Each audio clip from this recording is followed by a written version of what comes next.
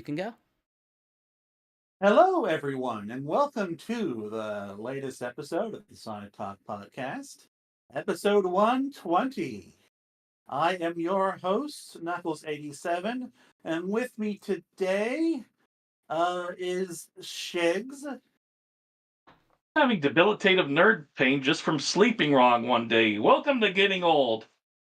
Yeah, getting old sucks. I actually had a backache for I don't know, 6 hours, for like 6 hours straight a couple days ago. It was annoying. And also, GX. What? So Knuckles, what is your favorite Christmas special?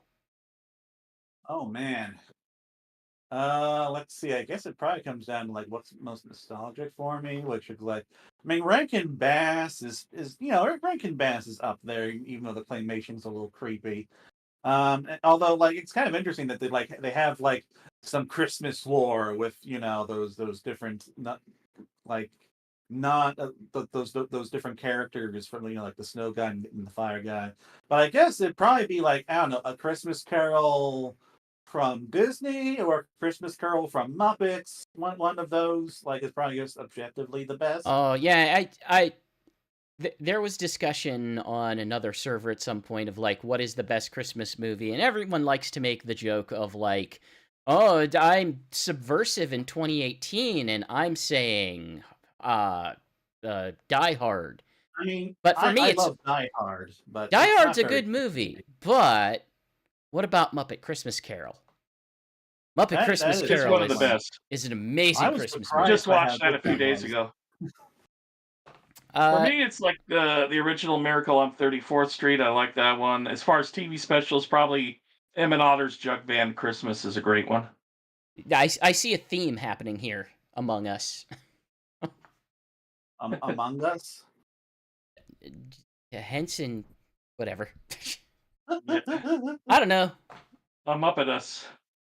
I've only seen the one Muppet Christmas special. I'm aware that there was another one that Jim Henson himself appeared on, but I was not alive when that Muppet aired, Family so. Christmas. That's all over YouTube. You can find 4K transfers of it that you can watch. That's the one with their Ozzy's mom's house. That's all over the YouTube. You can find it everywhere. Okay. If one of us wanted to make an even more outdated joke, we could have said the Star Wars Christmas special. I do regularly watch it. I've seen it once. It was indeed quite bad. Oh, it's awful. I love it, but it's terrible. It's hard for me to, in good faith, call it my favorite Christmas special. They actually referenced the weird hologram thing that the creepy old that's in Skeleton Crew now. The new Star Wars in Skeleton They've been Crew. slowly making that holiday special canon over the years, just because of the cult status it's gotten. Even though it's a terrible, terrible thing. Sorry, George Lucas. I think Disney has very specific rights to very specific portions. I was on another stream a couple nights ago when the topic came up, and I think Disney at least owns the animated sequence in it. Ooh. You can find that on Disney Plus. Okay, yeah. It's also not very good. So moving on. But it is the first appearance of Boba Fett. It is. Hopefully before Disney ruined him. Okay, I am taking control of this podcast. Please do. So moving on to other things which are hopefully better, we've also been playing some games. GX, you've actually been playing a game for once, so why don't you start us off? I've played games before. I've played games a few times. No, I'm playing Lorelei and the Laser Eyes, which it's an Annapurna game. It is a I'm trying to think of how to properly actually describe this thing.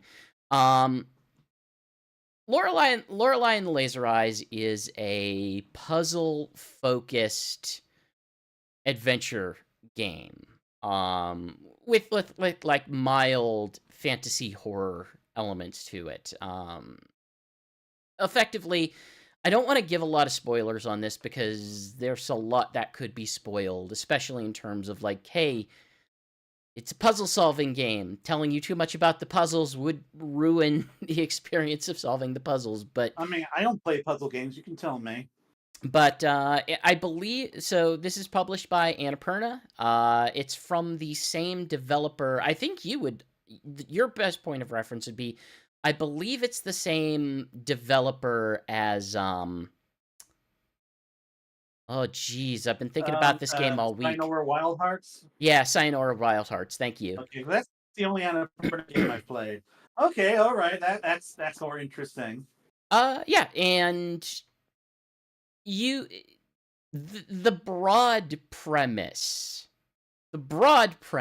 is you are this silent protagonist woman who has been called to an abandoned hotel by some sort of eccentric artist, eccentric like filmmaker, who has basically brought you to be there to be part of his grand production experience of whatever his art is. And as it goes through, like, you quickly sort of begin to understand, it's like, this guy's a little weird.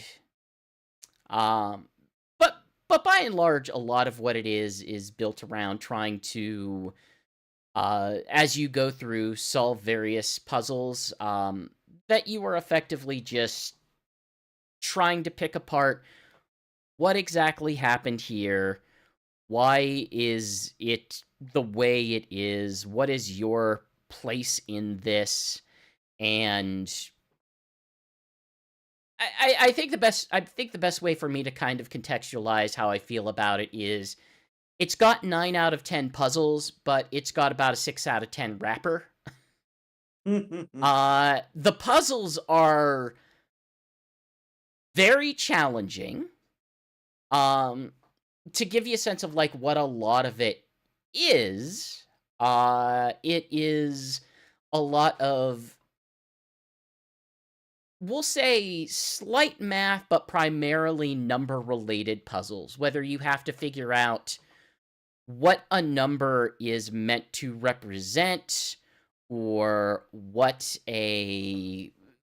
number could fit in one sort of lock, or how you're supposed to translate a number into another number, or into a message, or any number of things. And sometimes it does require like 2 or more layers of abstraction to kind of realize, oh, this number is supposed to do this, but then you're supposed to also do this with this number. I can understand like this, unless you are a puzzle fiend, unless you really like lateral thinking puzzles, it could become exceptionally challenging. I think I made it about 75% through the game without any sort of assistance, until I got to a point where it was just like, I can't figure out what this puzzle is asking me to do. I need to get some outside assistance for this. Which honestly, if I made it 75%, that's not bad for the level of difficulty that these things have. The way that it goes to help you, though, is your character has a photographic memory as represented in sort of her inventory menu, which means any book that you encounter, any photo that you encounter, any letter or message or cutout magazine article or anything like that, it will just be stored into this sort of mental inventory for your character. So if you kind of need to know, like, okay, if I need a cipher on how to translate this thing into this thing, well, it's just going to be a menu away. I can go back and reference that rather than try to run back in the house and figure out if I know the right thing or not. That said, it is a game where 100% you are going to need to keep a pad and paper. I just had a full. Yeah, no, I'm not doing that. Nope. That's fine. I don't have to directly convince you. But like that's why I never play those roguelike games that require that stuff. Well, no, it's not roguelike in any. No, but they're like RPG, not roguelikes, like dungeon crawlers where you need to Etrian Odyssey type stuff. Well, except before Etrian Odyssey, like the older RPGs. No, I get what you mean. But it a lot of it's just to kind of keep track of okay, I need to translate this thing into this thing, so let me go one line at a time and actually put this through. Or this message seems like it would be important. I'm going to write it down. Basically, I played this on PC fully, and I just made a folder on my desktop called Lorelei, and it was filled with nothing but screenshots and just this big long running text document of everything I was trying to keep track of in case I need to know it later. And it's one of those games where it's going to be daunting to most people, but if you are really inclined to take on lateral thinking puzzles, which I'm a pretty big Professor Layton fan. Really looking forward to that next game, and really hoping that the puzzle idols they got to make the puzzles for this game are going to be good. So I'm kind of all about trying to cram my brain through this nonsense. And I'm kind of surprised he went from an arcadey rhythm shooty game to this. I mean, this developer has some chuck. They have a variety of things in it. The biggest issue I have is they made some interface issues that I think are absolutely miserable. It's fantastic that they give you very easy access to all the information. Couple things I hate are, number one, this game would be very good. This game would very much benefit from having mouse control. It does not. It is entirely keyboard/gamepad control. The mouse does absolutely nothing. Further, if you are navigating with a gamepad or a keyboard, there is no differentiation of the buttons, which is to say, normally when you think of menus, you think of, oh, this button is forward or accept. This button is cancel or back. No, none of that. They all do the same thing, which is perform whatever action. Which means if you're trying to back out of something, well, you kind of have to either hey, I'm going to purposely fail this puzzle so it will back me out, or I have to move my little text highlighting cursor all the way back to an X and cancel out of it and then go back to what I was doing. It's a baffling choice, and I do not like it. It just kind of slows down the experience more than it ought to. Whenever I'm looking at this and thinking I could just zip through this and just do what I need to do, or at least click on some things and kind of get a sense of what I might want to do. But just having to plod that little text highlight up and down or side to side until I select the exact thing that I need across these 12 different menu folders of different things that I've collected, it's just plodding in a way that I think drags the game down a bit. Also, there are a handful of segments that feel like they are directly referencing, we'll say, I'm going to say Resident Evil specifically. I mean PS1 Resident Evil, where the controls become tank controls with forward and backward movement. And I get what they were intending to evoke with these. And instead it's just extremely annoying and frustrating and plodding. They need tank controls and the in the grave where they belong. Funny Like, enough, one of like, those is in a graveyard. like let them live in games like Resident Evil 1 and 2, but let's keep that out of modern experiences. For context, one of the final puzzles that I have to do requires me to navigate through one of these basically to get some of the information for the final puzzle. I have to kind of navigate through one of these segments, and I don't think that's going to be too much of a spoiler. I think that's vague enough. But I couldn't figure out if I was just interpreting the information wrong or if I was getting it wrong somewhere else. So I wound up going back and forth between the final major puzzle and the end of this this sort of tank control segment, like back and forth 5 times just to kind of figure out, like, am I on the right track at all? Is this the thing I'm getting wrong, or am I getting something completely different wrong? And each time it was just, I was dreading it more and more. I would have 100%ed this game if it was just a bit snappier.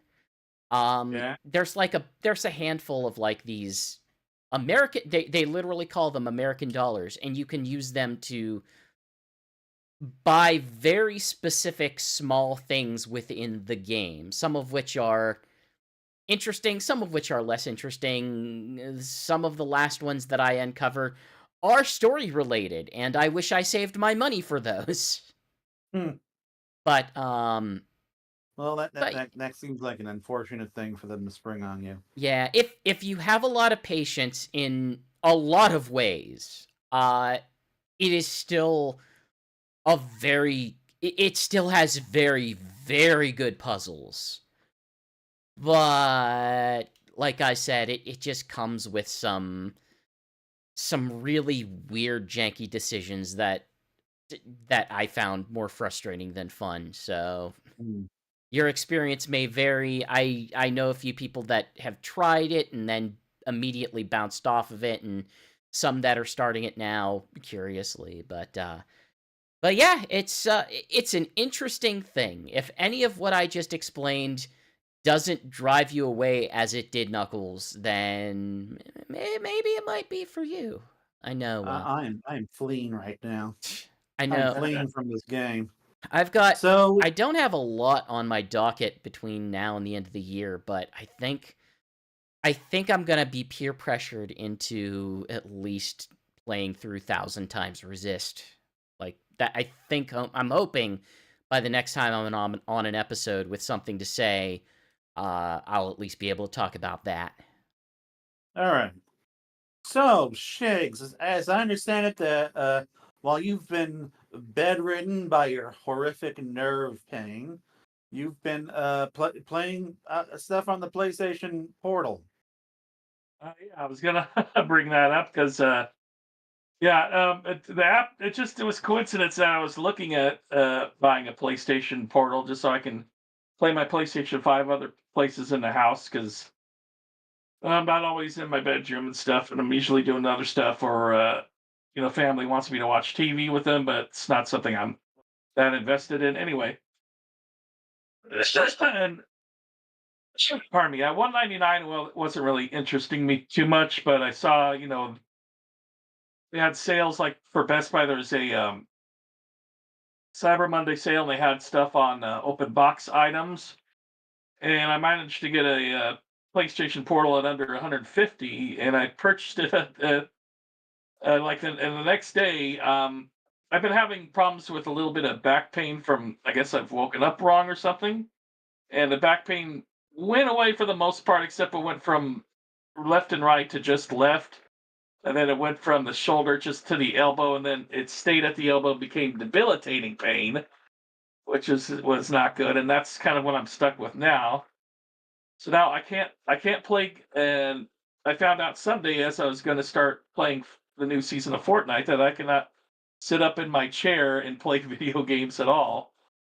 The only way I can sit is to either lean back in a recliner on my couch, or as I am now on my bed. And so this PlayStation Portal became a godsend. as it is. And I will say, I was a real doubter on this. I thought, why bother with if you got a backbone and a I phone, have been too. or if you have, something else that has a million things. But if you want something that just plays your PlayStation 5 off the screen, and you could probably bring it to other places, although you can't really do it at a hotel because they require a Wi-Fi password that requires Well, also hotel internet an operating. sucks. So Yeah, plus you need an operating system, so you wouldn't be able to do it that way anyway. You'd have to have Wi-Fi off your 5G like phone or something.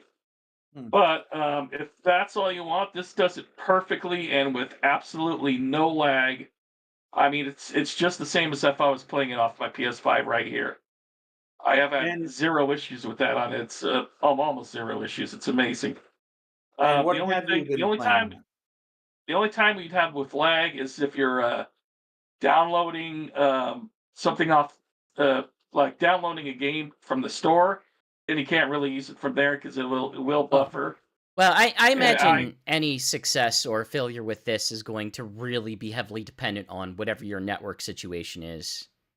Well, it's surprisingly the only time I had any network issue outside of downloading was last night, and I just had the PlayStation 5 remotely from here restart, and that fixed the issues right up. And then because I've done like game streaming for a long time now on different devices, but I haven't had one that has been as, say, perfect as this.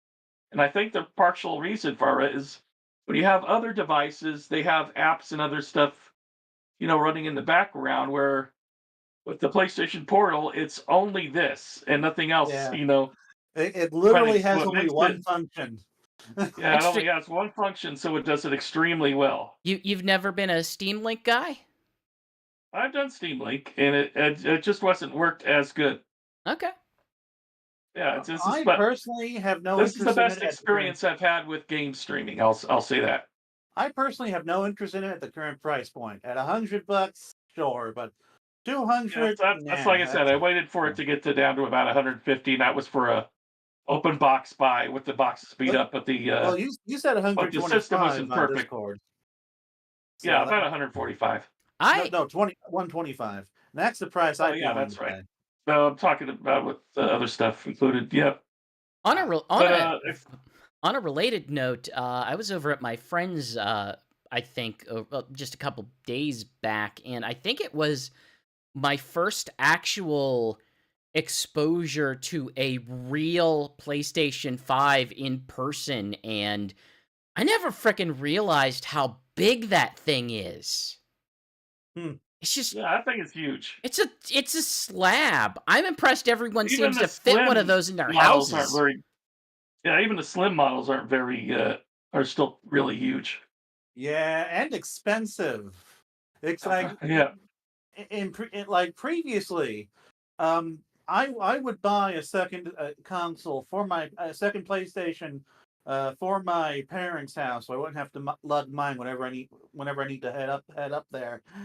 And let I get it because it would be slimmer, it would be cheaper, but like instead Sony they just released a slimmer console at the same price and said, hey, hey, we you want the slightly slimmer version of your console or the console that has been out for years? Here it is. Doesn't have a disk drive built in, but I uh, I think we're in position where the way that we have previously been used to game consoles getting cheaper to produce and sell over the lifespan of a console is probably going away. well, Sony and Microsoft need to figure that stuff out. Nintendo doesn't because Nintendo has lived outside of that cycle for a long time I don't now. know. I don't know if Sony does need to figure it out because they're continuing to do all right. Like aside from Well, their recent software failures, they're annoying me. their general hardware failures have been good. Microsoft's solution is just to say that thing that's an Xbox. That thing that's also an Xbox. that that So glass of water you have in your hand, we will find some way to let you stream Forza on it. So help us God. So Shigs, what have you been playing on your portal? Well, almost the first game I've been playing, and the only game I haven't been playing anything else as far as on my Xbox Series X or on my TV has been the brand new Marvel Rivals free to play game. Which, to be fair, for a free to play game, this is very free to play. It's you have, I believe, 32 heroes to start with. They're already unlocked. Everybody's unlocked. There's no uh, unlocking anybody else. Pretty much, if you're doing a season pass, it's all cosmetic on the characters. It's kind of shocking how not Yeah, how not obstructive it is as a launching free to play. yeah. Seriously, I mean, and you only got 2 modes to start until you unlock level 10, which I'm not at yet, and that's quick match or Chaz challenges and obstacles similar to Overwatch, and a conquest mode, which is just like a team deathmatch. So basically, to be honest, it's like a hero-based game similar to Overwatch or Star Wars Hunters, but Star Wars Hunters is it's a fairly slow-paced one compared to this one. Hmm. I will say the one turn off on this game is the challenge. It can be very, very challenging depending on which hero you're picking out and who you're wanting to play as. I was gonna say And the drawback isn't the executives of the developer getting arrested for money laundering shortly before the game launched. really, Oh yeah, sure did. I had not heard of that. I that's a haven't new really one. been too interested in this game, if I'm being honest. Like, I don't really want to play a Marvel game like this. Yeah, it's I don't interesting know. because like each character has a difficulty stat to it. So some get characters are extremely easy to play out as you want to start out with, like Punisher, or like pretty much anyone where you're shooting tends to be easier than if you're melee or if you have special abilities. And Yeah. each one also got a team up ability. So basically, if you're like Rocket Raccoon, who's been my favorite so far, if you team them up with shooters, you'll get extra bonus abilities from that. Or if you're teaming up with the Guardians of the Galaxy, you could do extra stuff. If he's with Groot, you could jump on the Groot's shoulder and fire at Hmm. the other enemy. So each character, that's something else I have to look out for. If you're starting out on this, it's a really bad idea to just say grab Spider-Man and go to town because you're going to get killed a lot. I mean, Huh. that was my main turnoff when my first playing it. Is it's got that Call of Duty feeling of jumping in, and if you don't know what you're doing, immediately getting killed, then having to jump Ah. back in again, get killed. So what, does the game not have like a training thing or something? There is a training thing. You could. It's just like if I'm just saying if you're inexperienced, Do you it could feel Yeah. be a very difficult game. But once you get the hang of it, it's pretty good. do you feel like there's a good It's all about learning each character and their specific abilities. do you feel like there's a good balance between some of the easier characters and some of the more challenging characters? Like if you choose a character that's going to be more straightforward to handle, do you still feel like you get to do as much compared to a character facing off against a character who has a higher complexity? It's all about experience and the balance you have. Like if someone say does Iron Fist, if you know how to play him right, he's 4-star difficulty. He can really be damaging to the field. But if you got somebody like Punisher, you're going to be at a distance from him and be able to get a lot of damage that way. Plus, there's some that are got a balance of both being protective and being melee or doing damage. Like Thor has a good amount of melee, but he can also do a lightning bolt like shield to protect enemies from there. What's his name? Adam Warlock can do damage while also having a cocoon that can bring everybody's life force back to square one. And so there's a really good balance there. You just got to learn how to play it. Sorry, my voice is starting to go because of me talking so much. Ugh. But yeah, the only downside is that some of the way these characters some of them are designed great, some of them look terrible. And I think the reason for that is to get you to get into either the store to buy new costumes for him, or to get you to the whatchamacallit, the battle pass thing. But even the battle pass costumes right now aren't that hot. Let's say like you're looking at Thor, who's an old man for some reason, and this looks more like Odin. He's got a gray beard and everything. And of course, they have more of a comic book Thor in the store. Or Wolverine's the worst example. Wolverine's for some reason's got a jacket on with long hair, and his hair only turns into that V shape if he's like really angry. But if you go to the store, you can buy a Wolverine that looks like him from the Deadpool and Wolverine movie, Hmm. which is the most popular thing item being sold in the store right now. Okay. So is that everything for Marvel Rivals?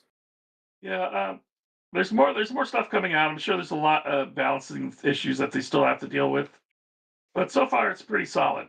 And to have all these characters available for a free to play game from the start is extremely generous for a free to play game. You don't often see that. It sounds And I'm Yeah. interested seeing how that goes. it sounds like their pass system is using the basically buy it whenever and complete it whenever Yeah, that's another system. thing is that their battle pass is basically once you buy it, it never expires. You can keep going until you finish that one up and then on to the next one. I'm all for that. Yep.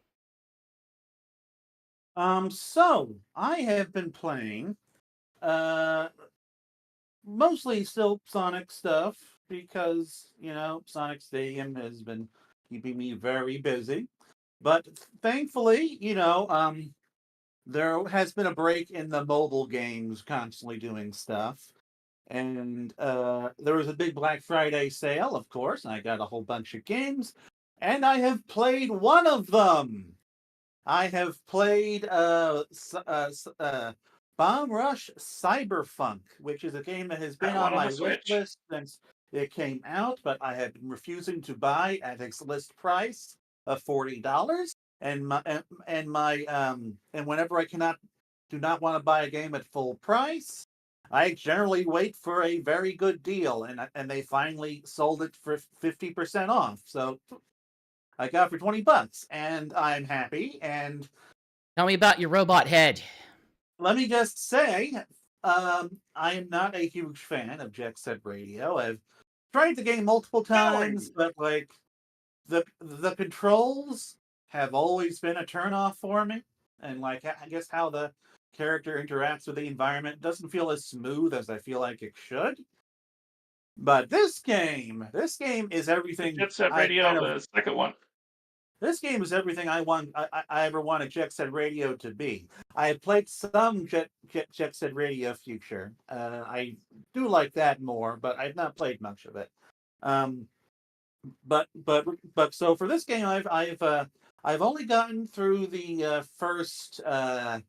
I guess the first area where you have to, where you have to get repped to fight off those like guys who were like pieced together with stitched together or something. I don't know, those weird Frankenstein guys. But no one ever told me that that you get beheaded in the middle of this game's tutorial. Oh yeah, I knew that. Yeah, I knew that going in. Like I I said, tell thought me the about your character robot was head. I thought the character was wearing a helmet. Nope, that's his head. Look, You have to go get your head back. and that is such a strange plot point to me because it's like, okay, you're this famous guy called, I think Faux is how you pronounce it, and like you make friends with this guy who's a part of this crew, and like you're escaping together, and then right at the last minute you get your head cut off, and they put a robot head on your body, and now they're all like, we have to get your head back. and that is, of course, as you said, that is the whole goal of the game. And I guess you're wondering, okay, you got a whole different head to put on the body. What happens to consciousness in the robot head after you You're get the regular overthinking head it. back? You're overthinking it. I'm not overthinking it. You're Do they overthinking like it. merge their That's not what this game's consciousnesses together or about. what? Skate, man. Anyway, You gotta skate. Embrace the yes. skate. Anyway, but putting the very weird plot aside, this game has the style of Jet Set Radio. It has music that is very reminiscent of it. Frankly, I think I prefer the soundtrack in this to the original, to Jet Grind Radio. I'm just going to keep switching between those two names. But like I said before, this game is very smooth to play. So it's like it's tickling that the same kind of bone that Sonic does, where it's like, okay, you want to like chain all of these tricks together while you're also like doing spraying graffiti everywhere. And so like the game kind of has that the sort of the trick style system of some of like some Sonic games, but combines it with the exploration elements of Jet Grind Radio.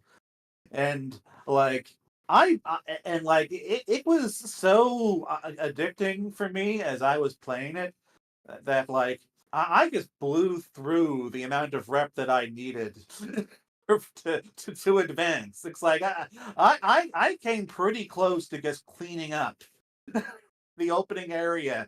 Like I got enough rep where I could like where I could already like go after the this crew full of old people, which I'm looking forward to what they're all about because they look funny.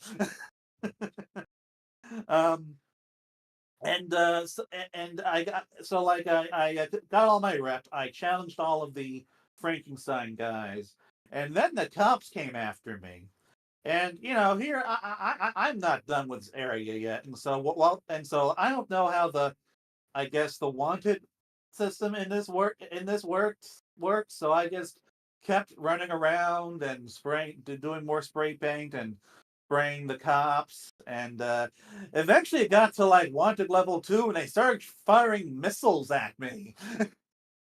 And that is really cool because it's like the missiles, they don't just like damage you or something. They grab you and they slow you down. Like there are these chains and you have to like break free from them. Even after you break free from them, you're still like dragging the chains behind you. And I don't know, It's a like metaphor, man. this is like this is just a really fun game. Like it this is probably the closest I could ever possibly get to enjoying a Tony Hawk type game, because this also feels more like a Tony Hawk game than Jet Grind Radio did. There seems to be a little bit more of a focus on like physics and tricks. Like I don't You do have to have good skills past certain areas. yeah, I haven't gotten that far yet.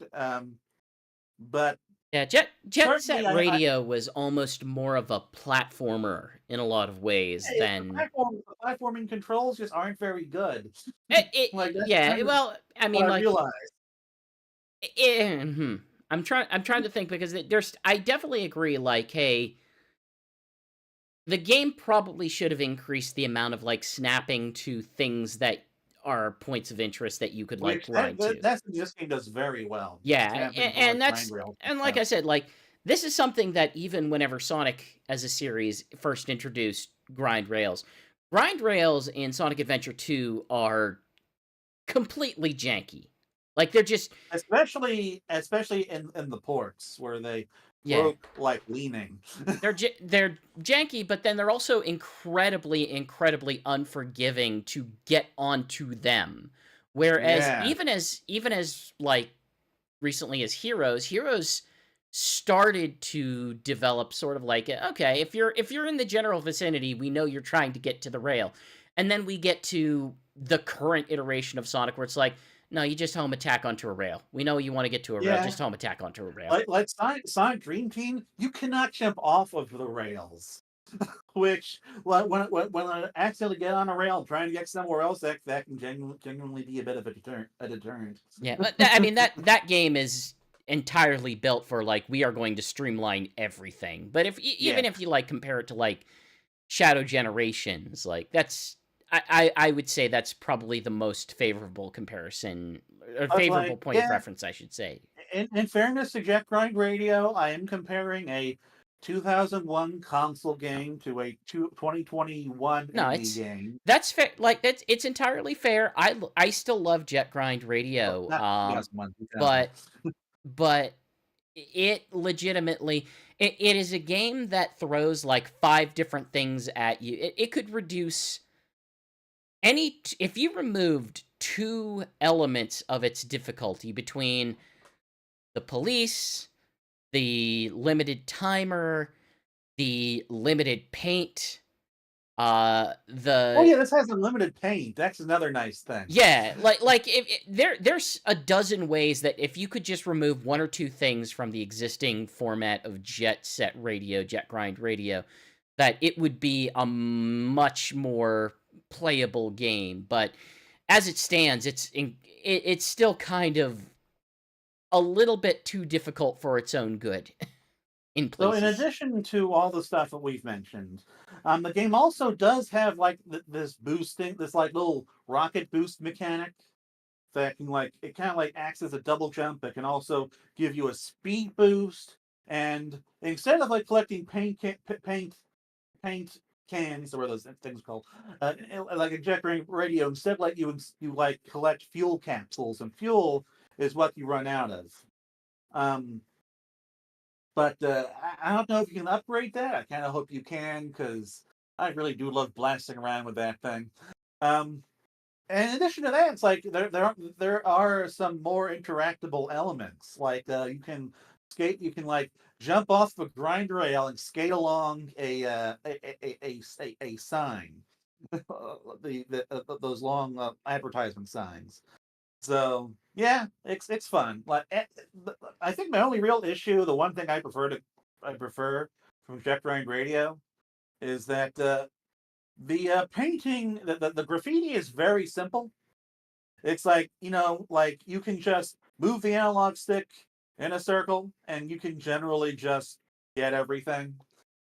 Like you can't really fail at these, as near as I can tell. Like instead, what you can do is you can like move the analog stick in certain ways to choose different designs. But my brain is so bad at remembering like which you can make several different ones. You just gotta remember them. I don't bother, and as far as I know, there's no difference. It makes no difference which one you pick. Whereas in Jet Grind Radio, over what Jet Set Future had, where it was just holding down and that was it. I heard that was one of the things that I heard people complain about back in the day when it came to that. Was that it removed the more complex graffiti work. But yeah, in Jet Grind Radio, you can like move the analog. You have to move the analog stick in certain directions, otherwise you fail. You only get done like partially, and like when you combine being pressured by the cops or something, that does add a nice bit of depth to the graffiti. I keep saying painting like some white boy. to the graffiti that this game does land. To your tagging. So for tagging. So that is a downgrade in my opinion, but it's a minor one. So it's a fun game. I definitely am looking forward to playing more of it, and I'm also looking forward to playing some of the other games I got. Like I got a couple games that before Sega delisted them, like the Genesis classics on Steam and Crazy Taxi and Bass Fishing. And let's see. I got too many Dragon Ball games, but I also got Peglin. Peglin seems like it's going to be fun. The Grand Theft Auto trilogy, which was on sale, which recently got fixed. So definitely looking forward to that. But yeah, and I'm looking forward to Indiana Jones, which hits Game Pass in a few days. But anyway, that's everything for me. Oh, I'm not going to tell people to go out and buy this, but I saw this on a stream once, and I finally picked it up over the Steam sale. I want everyone listening to this to go to Steam and look up the trailer for a game called Because King of Beasts. I won't specify more than that. Go watch the trailer. It's something. And another game I got on sale, Sonic Shadow Generations. So I own that game again. Nobody likes that game. Nobody wanted to play that game. Nobody asked for that game. Nobody. I It's will like say this selling about horrifically poorly, is what I hear. I will say this about it on Steam Deck. Shadow Generations runs extremely well. Sonic Generations also seems to play and run well from what I have seen, aside from the cutscenes. At least the first cutscene is very choppy, Weird. which surprised the hell out of me. Like, I'm guessing that just comes down to Sonic Generations being getting less attention than Shadow Generations, but beyond that, it does run fine. Good. And although I haven't gone bug hunting yet. So yeah, that's everything for me. And let's move on to our first discussion point tonight, which is just going to be me and Shigs. The Knuckles 30th anniversary comic. We're starting with the comic book, eh? What did you say? So we're starting with the comic book, eh? Yes, That's we different. are. I just kind of feel like that should be the pace of discussion tonight. Especially since I don't think we're going to have too much to say. It's a Knuckles story, and it's got an interesting premise wherein like Knuckles is a guardian, and hey, you know what? They just introduced another guardian to classic Sonic in Trip, Right. and he spends the special trying to train her, but instead he just kind of it ends with him just sort of understanding her and seeing how what she's already doing is working. At least that's what I recall being like the lesson of the book. It's nice seeing this big brother aspect to Knuckles, not only wanting to help him, but they're showing in the past where some people are considering him too gruff and mean to his friends, when he's actually being protective and training and stuff, like with Amy and Tails. I really like those scenes because it really brings out, there's a big brother aspect in him that you don't normally see as much. So like Knuckles, it initially starts out with Knuckles so Knuckles he can come off as very abrasive, which ends up being a bit of a problem for Trip. For Trip, we actually do find out that he assumes that she is the last of her kind, like he is, only to discover, oh wait, there's an entire civilization of sunblazer lizards living on this island, and they were just hiding during the game. Which I do appreciate that. I wish we had seen more of them. It's whenever they introduce something like this, like actual side characters and locations, I kind of wish that they would do more with classic Sonic, so that they could do more with stuff like that. But no, we just kind of see them briefly. We see I forget if he was her grandpa or just like an old wise. He was her grandpa. He was her grandpa. Okay. Yeah, they're putting a lot of pressure on her considering how young she is in this too. Yeah. Wait a minute. Hold on. Do we finally have a second character who has a known confirmed parent? Yes. Shigs just confirmed my memory. She has a grandfather. Wait. I'm sorry, a grandfather.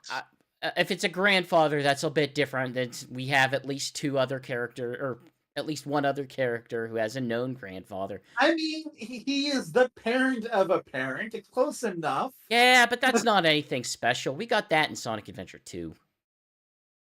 Okay. Oh, right. Fine. So the third character to have a living relative. How's that? I was just gonna say, like, we don't have any family. Like, the only character who is allowed to have a direct family relationship right now is Cream. She is the only one who has a known parent. Oh god. What happened to everyone else's parents? Well, I guess they all died of like a pandemic or something. Boredom. The children You killed know, them all. or there was a war. That's a theory in Pokemon. There was a war. That's where all the parents went. To reread the issue to wonder if one of them was her parent. That was just the elder. Oh wait, are you saying I remembered wrong? No, I mean I gotta reread it to know. All right, I'll bring it up while we're talking about it. Anyway, and also we do get some backstory on Trip's armor, specifically that it's like this very same armor that her ancient ancestors wore. It's like it's been Yeah, passed she down hates from wearing those it because it's things. so heavy, and that's why a lot of why she trips so much. Yeah. Um, So and it's like more she's apparently wears it like out the of duty actual than that. It's practical in any way.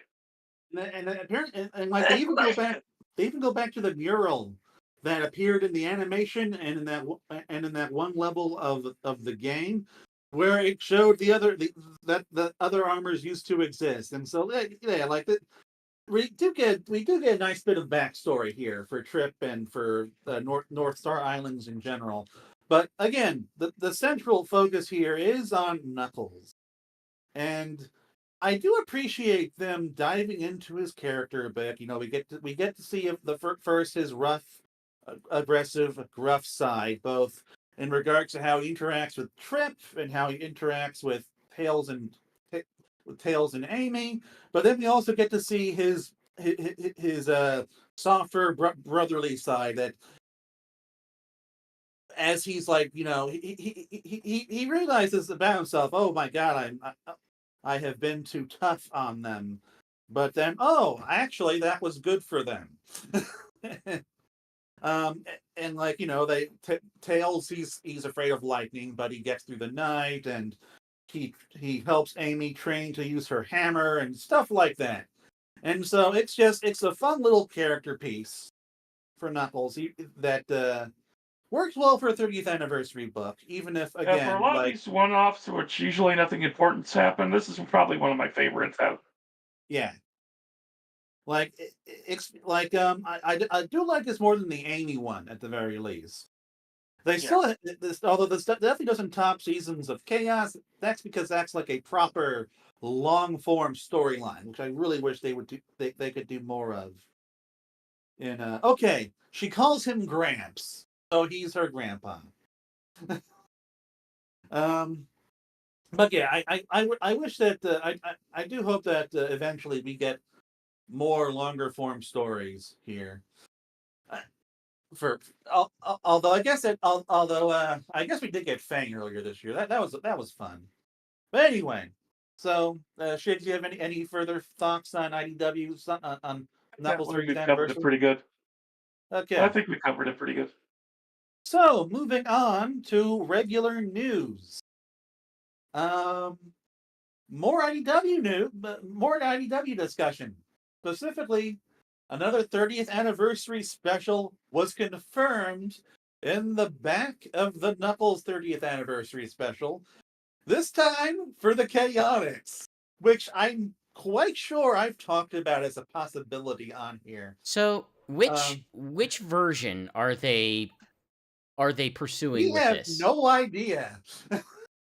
Because they um, haven't, because basically they haven't touched the idea of the Chaotix being in the classic series since like Sonic the Fighters, and yeah, with as hard as Sega sets limitations on which characters are on which sub brand.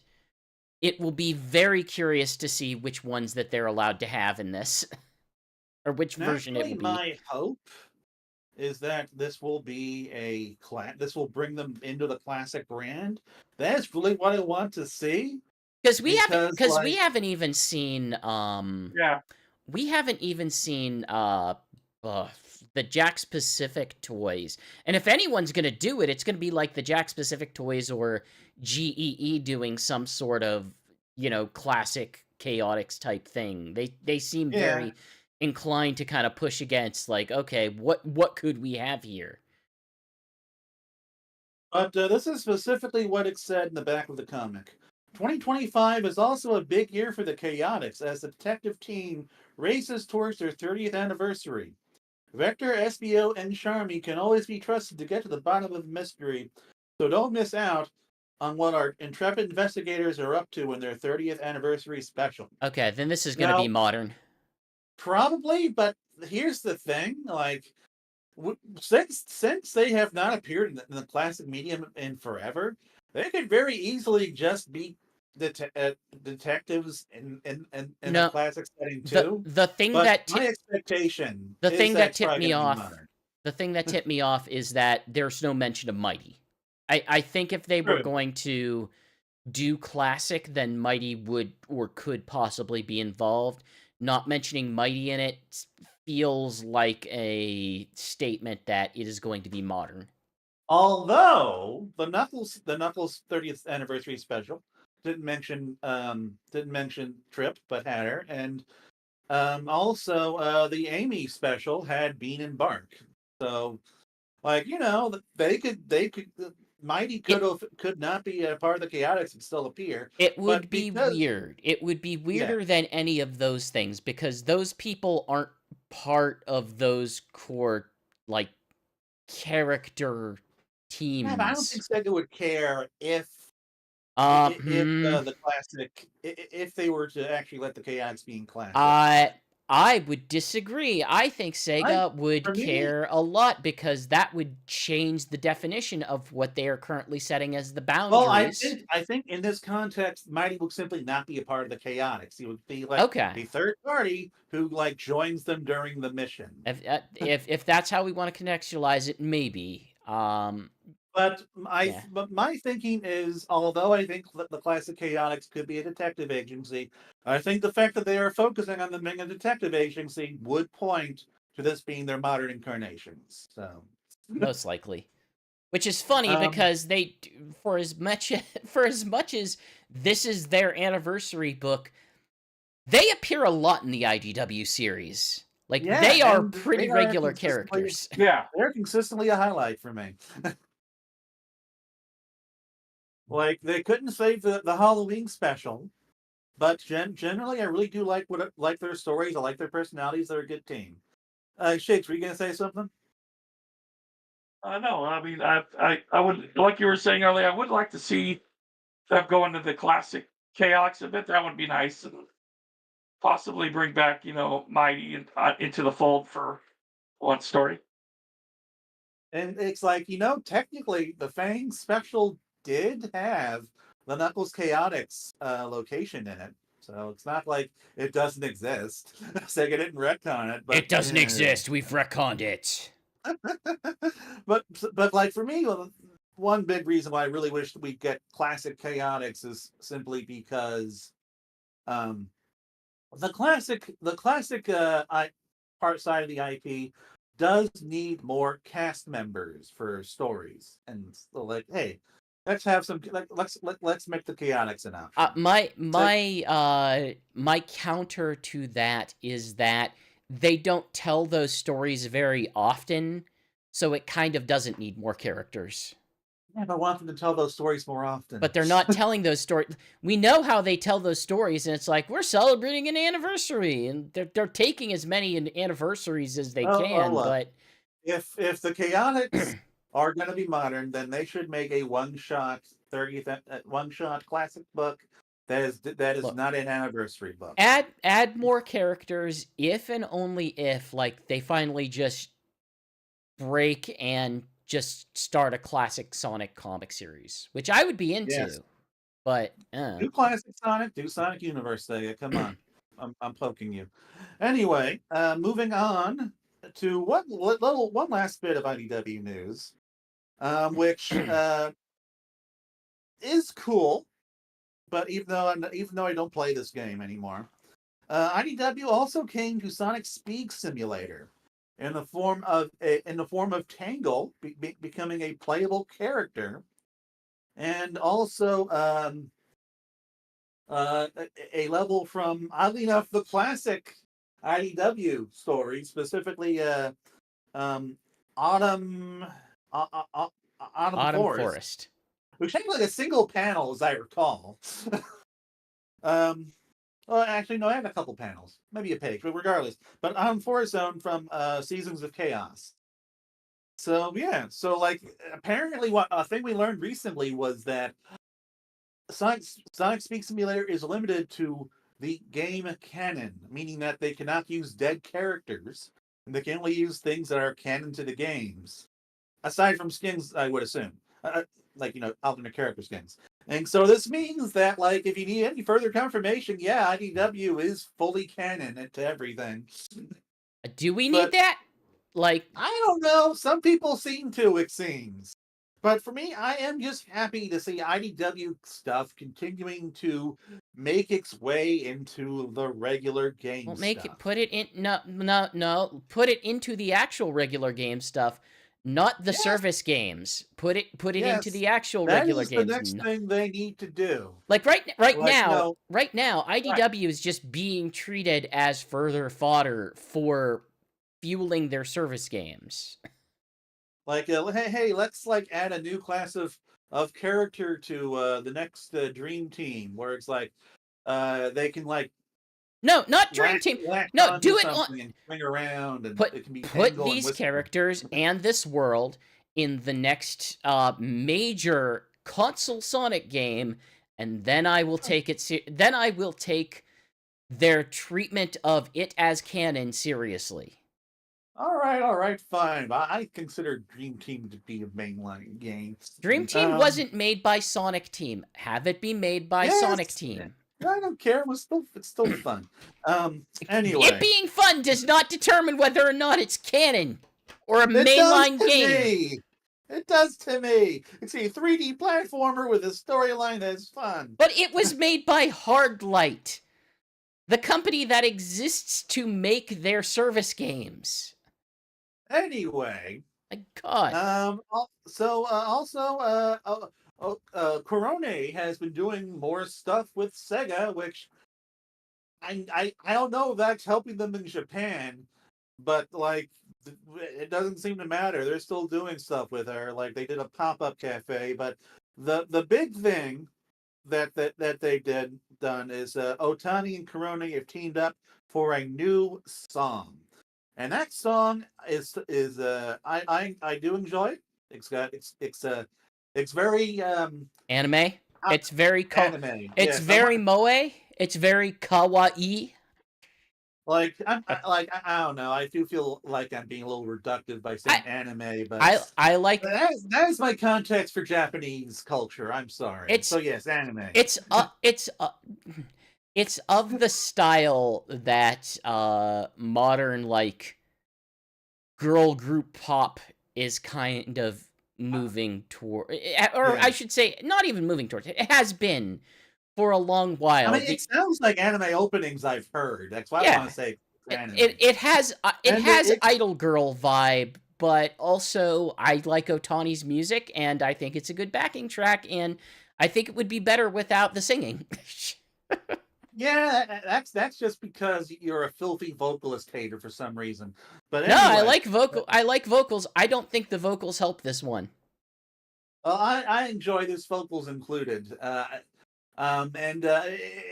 not something I've really listened to much because that's not been the mode I've been in lately. I've not been listening to much music in general.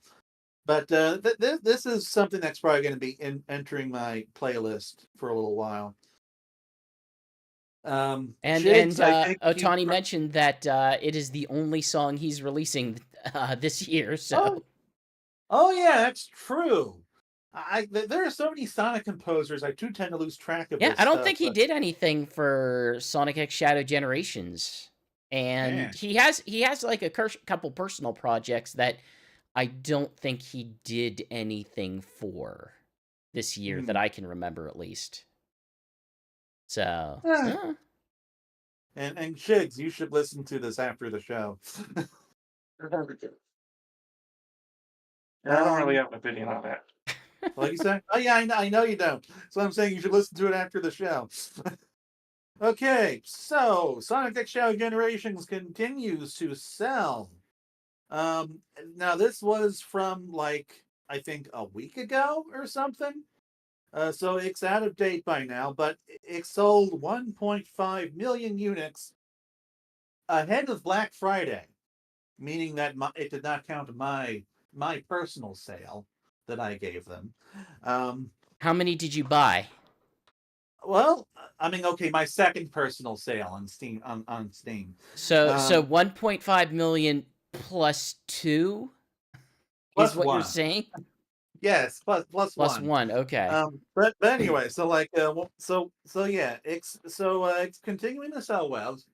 It's moving at a good pace. It sold 1 million on its first day. Now it sold another 500,000, and I am wondering like how much it's going to move from this point through Black Friday and the Sonic movie.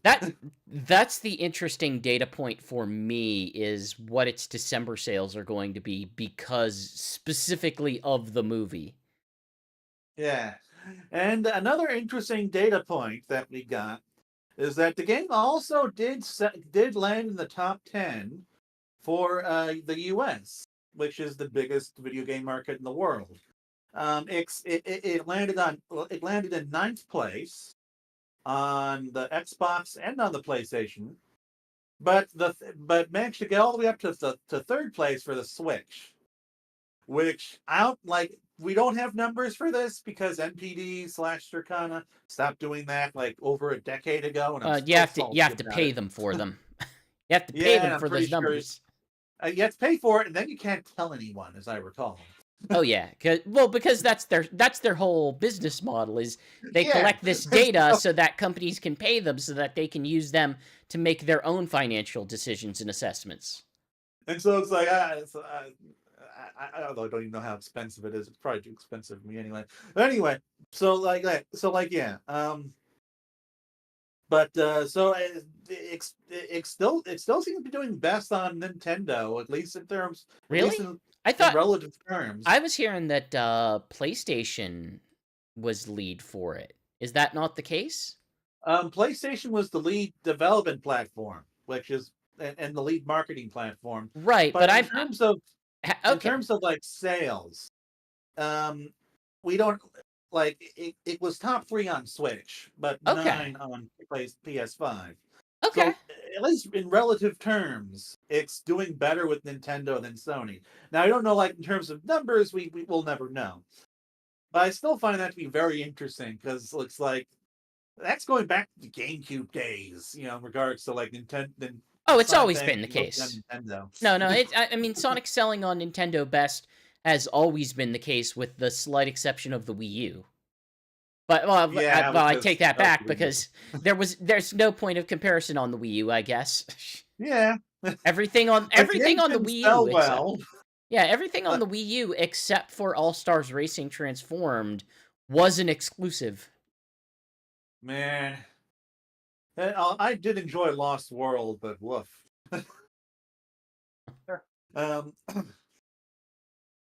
Shigs, have any thoughts on its sales performance? It's pretty good so far. I mean, how would it compare to Frontiers from the 2 years previous? Well, it's hard to do that because this launched earlier than Frontiers did. Like Frontiers, all of its sales took place over the course of the month of November, whereas this one had its big sales day in October, and then the next sales update was right before Black Friday for November, so we just don't know yet. Yeah, probably the better point of comparison will be whenever we get the end of year numbers from their the end of fiscal year numbers. Although Sega does like giving us updates when they have good big numbers to share. So. They very much like to tweet out big numbers. Superstars at this time. Superstars just had way too much competition at that point. Oh, yeah. Well, Superstars has way too much competition, and I just don't. I think that classic Sonic will always just have a lower ceiling than a lot of the ways that they approach modern Sonic projects. Like, they probably shouldn't have sold that for full price, even though I think 2D games should be capable of being sold at that price. I think if they reduced it by just $10 and then did the upsell of their digital deluxe to make it the full price, that which would is have oddly been enough what they did with this. which is what Shadow they did with Generation. Sonic and Shadow Generation, yeah. But I think that would have served Sonic Superstars a little bit better, but at the same time, like, that still doesn't address all of its bad design choices. Anyway, so speaking of bad design choices, here's what I'm going to agree with, even though there may be good reasons for it behind the scenes. There's going to be good. I can promise you there are probably good reasons for it behind the scenes. But I'm still not happy about it, goddammit. So the Shadow Generations movie skin will only be playable in the movie DLC. Although the movie DLC has been confirmed to have 2 acts and multiple challenge stages, I would assume 4. So, like, at the very least, it's going to be a full, proper set of levels. But that skin is stuck in that DLC. Well, except until modders, Yeah, until modders fix that in 5 minutes. Like, we already have Amy Shadow Generations and Sonic, so I'm sure they'll have this done in a jiff. Like, let me put it this way.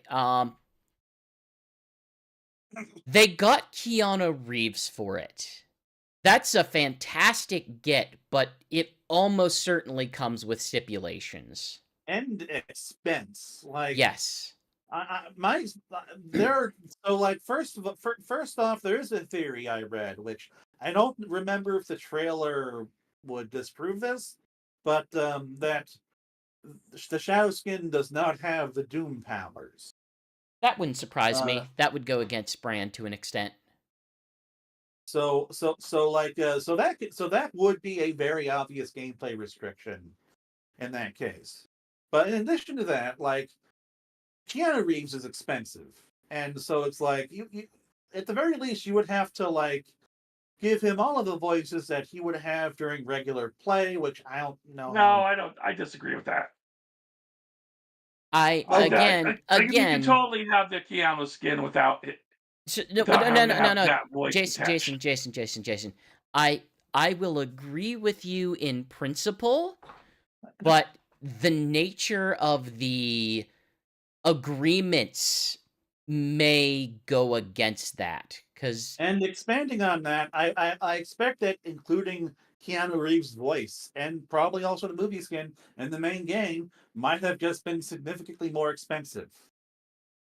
So this could have just been a cost-cutting measure to, but I guess containing it to its own little piece of DLC. I mean, for all we know, there could be a stipulation that for as long as that basically Keanu gets first refusal on voicing this character in all forms, as far as we know. There are so many ways that they could have written up the contract and negotiate the agreement for it to make it work, that it's pretty understandable that there are some pretty significant limitations to it.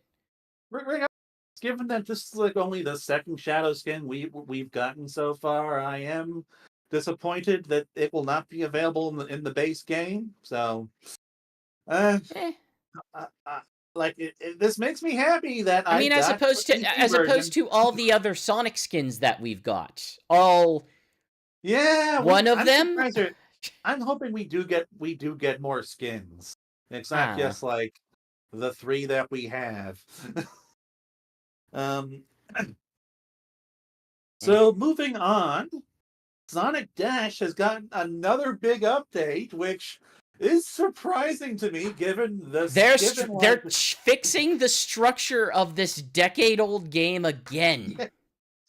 Well, I say fixing in a more derogatory term, but sure. I mean,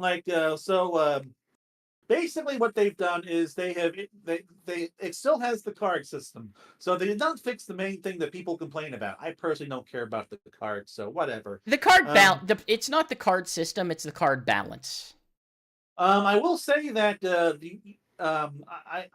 I still haven't had I have not had any issue running to like card limits to unlock characters lately. But moving on, so what they've done is they've added two things from Sonic Dash 2, Sonic Boom.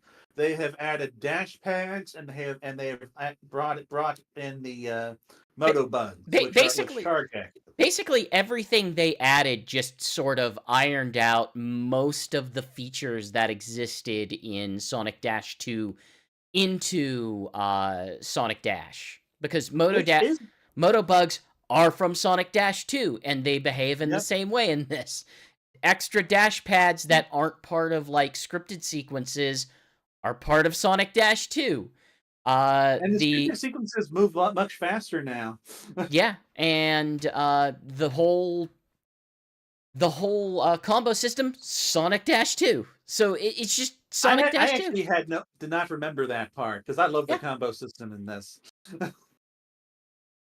You know me, I love my combos, I love my score multipliers and stuff, and so that has made this game a little more addicting for me. Look, man, I have gotten all of the experience out of Sonic Dash that game could possibly give me. I am effectively done with it. It cannot offer me anything else. If I were not so burnt out on Sonic Mobile, I would probably have played it a lot more than I have. I have other games I could play. I don't need to give it to this thing. Yeah, I know. I'm not disagreeing. Like I said, I'm burnt out on Sonic Mobile because I've been trying to keep up for Sonic Stadium. Why do you think I stopped streaming, my dude?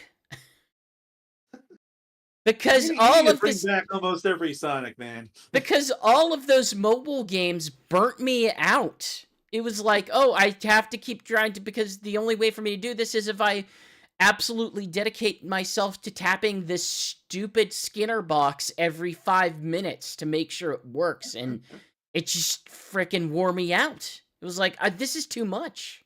I can't deal with it. But regardless, so this update does make the game better, in my opinion. The biggest complaint that I heard of it is that with the change in the way that they handled the stats menu, it seems like the card numbers, the card requirements have increased as well. At least I haven't confirmed that, but that's what I'm being told in the forums. That's something I would just believe. I don't actually care that much about card stacks and stuff. Yeah, card stats in this game are meaningless. Like, I get an extra second of this power up. Okay, cool. Like once you max out the dash, you're good. Like that's really the only thing you really need to put cards into, because that makes the game easier. I mean, it's not like you can control getting which items you get through it. It's like most of it is just randomized. Like, oh, did I get an item? Which one did I get? Oh, I got the magnet. Well, I guess I'm good at magnet. I don't know. I get an extra 1.2 seconds or something. So, Shigs, when was the last time you played Sonic Dash? I'd actually tried out the new one with the combo system and everything. Didn't feel that much different for me to really invest it in again. Okay. I kind of jumped in and then jumped out. I played it long enough to confirm something that I needed to know, and I can confirm here, as I did online, that when you play as Pac-Man, it does not convert the Moto Bugs into ghosts. They remain Moto Bugs. I'm so jealous that you have that. Like, it's one of the few advantages of you being on Android. I have nothing to say on that matter, and how I acquired Pac-Man. Yeah, I guess we don't want the cops coming for you. Anyway, so Sonic Shadow Generations was up for Player's Voice and then lost it in the first round, so the drama we're not going to be dealing with this year. But Knuckles is up for best adaptation, which I just find absolutely hilarious. I am dealing with a sentiment. Adaptation of what? The Knuckles video series. game. Yeah, I know, but it's not really adapting any of the games in any way.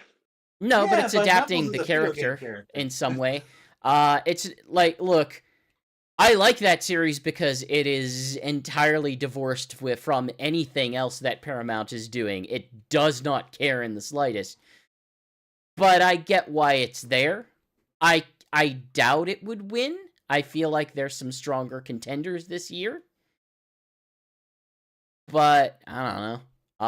It's like, I mean, it's going up against Arcane, which I've heard is good, haven't seen it. Fallout, which is amazing. Tomb Raider, which I rather enjoyed.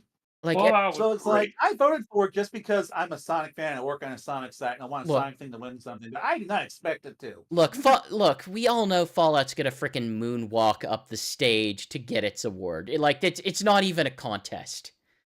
Either that or Arcane. Like, I would not put anything past League of Legends. That's actually a tough call. That Arcane has a chance, but for everything I've heard about Fallout and the Zeitgeist, it's hard for me to imagine anything else but that winning. I mean, like, I haven't seen Arcane, but Fallout is a really good show. So, like, I have seen the first 3 episodes of the original Arcane, and that was pretty solid. Like, I don't know, when it comes to TGA nominations, like, it's always the same issues every year where they just TGA sucks. Game Awards suck. Nintendo makes up over half of the family awards every single goddamn time. This time with freaking Mario Party and that Princess Peach game. Look, yeah, like, it's like, look, at the end of the day, what this stuff comes down to is it's just advertisements. Well, no, look, I'm not look, I don't love the Game Awards. But I will at least say this. There's a fundamental structure to it where, based on the outlets that they approach for this kind of stuff, the things that tend to get nominated and the things that tend to win are usually whatever in the list is the biggest, because that's the thing that people have actually played for there to be any manner of consensus. It might not be the best as far as we think it, but it's at least the thing that the most people might have played, or might have watched, or might have a strong opinion on. They had more genre variety and more game variety in their nominations. And I'm gonna say this as a annoyed old Sonic fan. Sonic Shadow Generation should have at least been in the family game section. As much as I would like to complain, about the stuff that happens there, it's hard for me to look at what its awards go to and what things win stuff like DICE, and just seeing that there's overlap. Like, at the end of the day, there's just certain games that more people have played than other games. We can at least agree that that it's good that Balatro got nominated for a bunch of stuff. Balatro's great. Balatro's awesome. Balatro's great. I haven't played it, but hey, it's an indie game that kind of came out of nowhere. It's relatively small. It's not that's getting attention. It's not going to win. The good thing about that is that's playable on pretty much anything and it's rock solid. Oh yeah.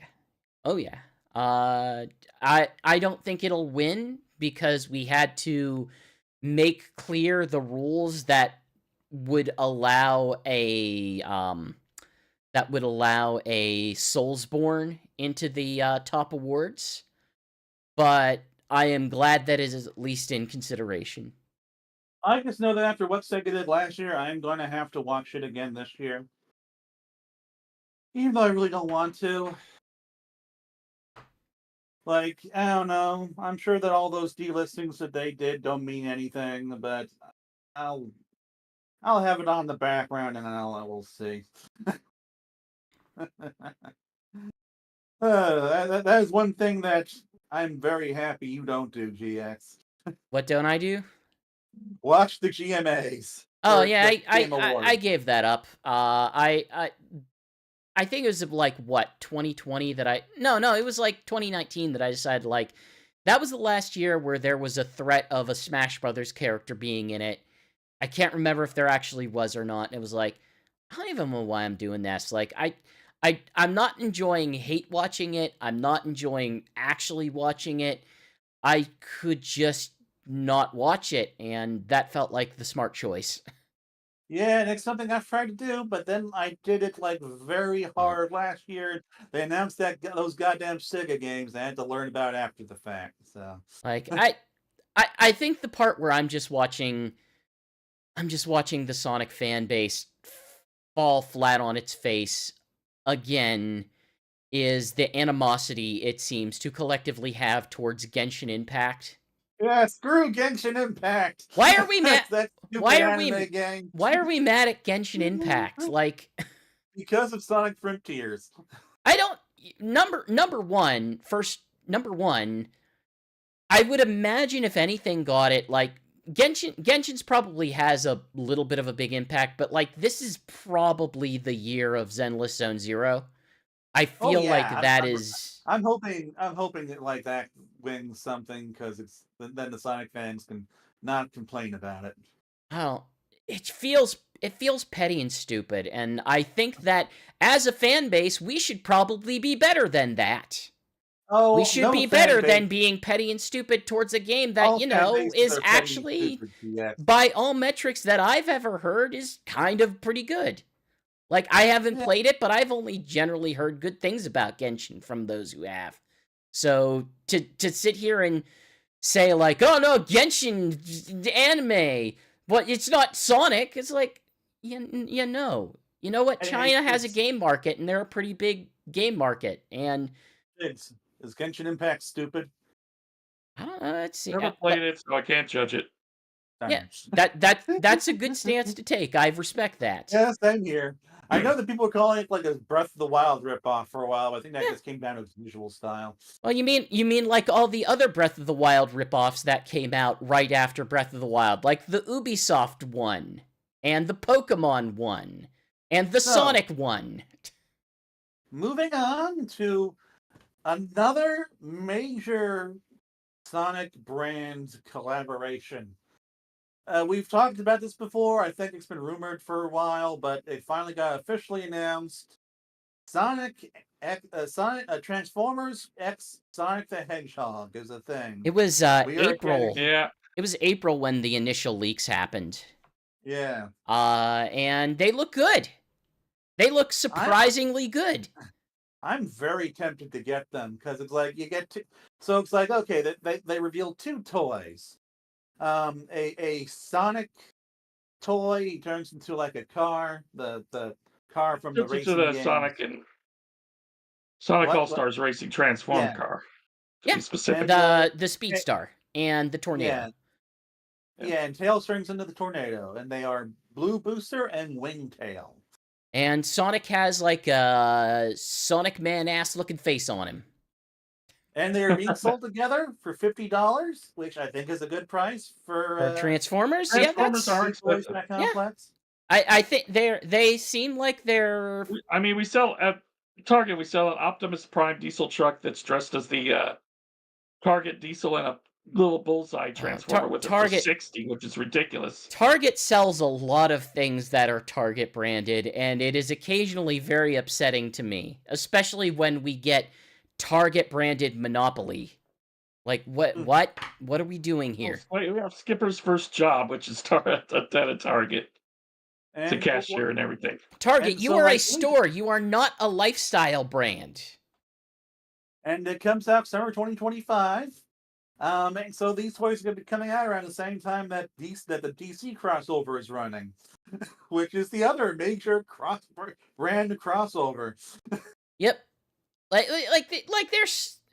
There are my time with mobile games and getting to kind of look at like, okay, things that have crossed over with Sonic, what else are they crossing over with? Like, there's definitely a handful of brands that are like, oh yeah, if you want to get this, this is extremely gettable. And I know, like, Street Fighter is absolutely one of those brands. If you wanted to do Street Fighter whatever, Capcom will talk to you. I'm trying I to think mean, of what else there was, but, like, Godzilla's had so God's much DLC this year. Godzilla. It's Oh, ridiculous. Godzilla's Godzilla's been in so much of Fortnite. a sellout this year. Really. I say I mean, that slightly he's gonna be respectfully, but he's gonna be an unlockable character in Fortnite, for God's sake. oh, that Godzilla suit in that looked so. Ooh, that was Weird. rough. Well, it's the guy in Scoot. That's the only way you can make When him they look like announced that. it, I thought it was just okay. Godzilla's gonna be like walking around the map, blowing things up, right? Because Which he that's is. what it He's looked like gonna in be the a boss in trailer. a game. You know, So he's a He'll be a boss, but he's giant boss, also a and then they're gonna character. have him. so Knuckles, you remember how they effed up how Optimus Prime looks to make him work in Fortnite? Yeah, they did the same thing with Godzilla. I've seen him. He has these big, slender legs. It's creepy. Yeah, so weird. He's to his chunky legs, you know. Godzilla's supposed to be a stubby little guy, you know? Okay, a stubby big guy, but big guy, stubby limbs, and it's no. He's got He doesn't have this his super Chun-Li athletic thighs, build. you know. Going. It's the same thing they did with Peter Griffin. And like at this point, I'm wondering, like, okay, it's really that much of a stretch. Just put Sonic in this at this point. Just give him human proportions. That'd be weird. Like I don't know, like they could do Jim Carrey's Eggman, or they could do Sonic Man. You know, there's options, but no, they'll probably. I think that if they ever do it, it's just gonna be like Sonic with human proportions now. God, so Afro Sonic. I am trying to think. It upsets me having the Sonic that is that tall, but also I don't know. I don't know if they'll want to do guns for him. Like I am surprised that we haven't had a shadow for this. Maybe we will get it. You know, okay. I guess I know when you do that, and you do it whenever they start preparing to release the Shadow series that they've been threatening. Or the Shadow spin-off movie. Ugh. Yeah, well, there's another thing I think released. I think I heard on social media where there's going to be like 3 or 4 Wait. scenes during the credits. The more I'm, Well, the next thing we'll be discussing later. I assume. Are you talking about the Sonic 3? Yeah. well, Yeah, the more I'm thinking about what you just said, Knuckles, the more I might be on board for the Shadow spin-off movie. Because it's still going to be rated PG, and it's still going to be the associated writers for that movie series. So they're going to so it's going to be like the other movies, just without Sonic and Shadow having to deal with all that. That might be gold. Well, I mean, It might we'll be see. terrible. It will likely be terrible, but it might be gold. Or it might be just as adequate as the first 2 Sonic movies have been. Who knows? Adequate's We'll see. strong. I don't think that's the word I For would you. use. That's the word. Oh, that's the word I would use. But come on. But come on. Oh yeah. The perfect Sonic Godzilla crossover would be if we get Sonic Frontiers 2 with more Titans, and we get like a Godzilla DLC where Super Sonic fights Godzilla.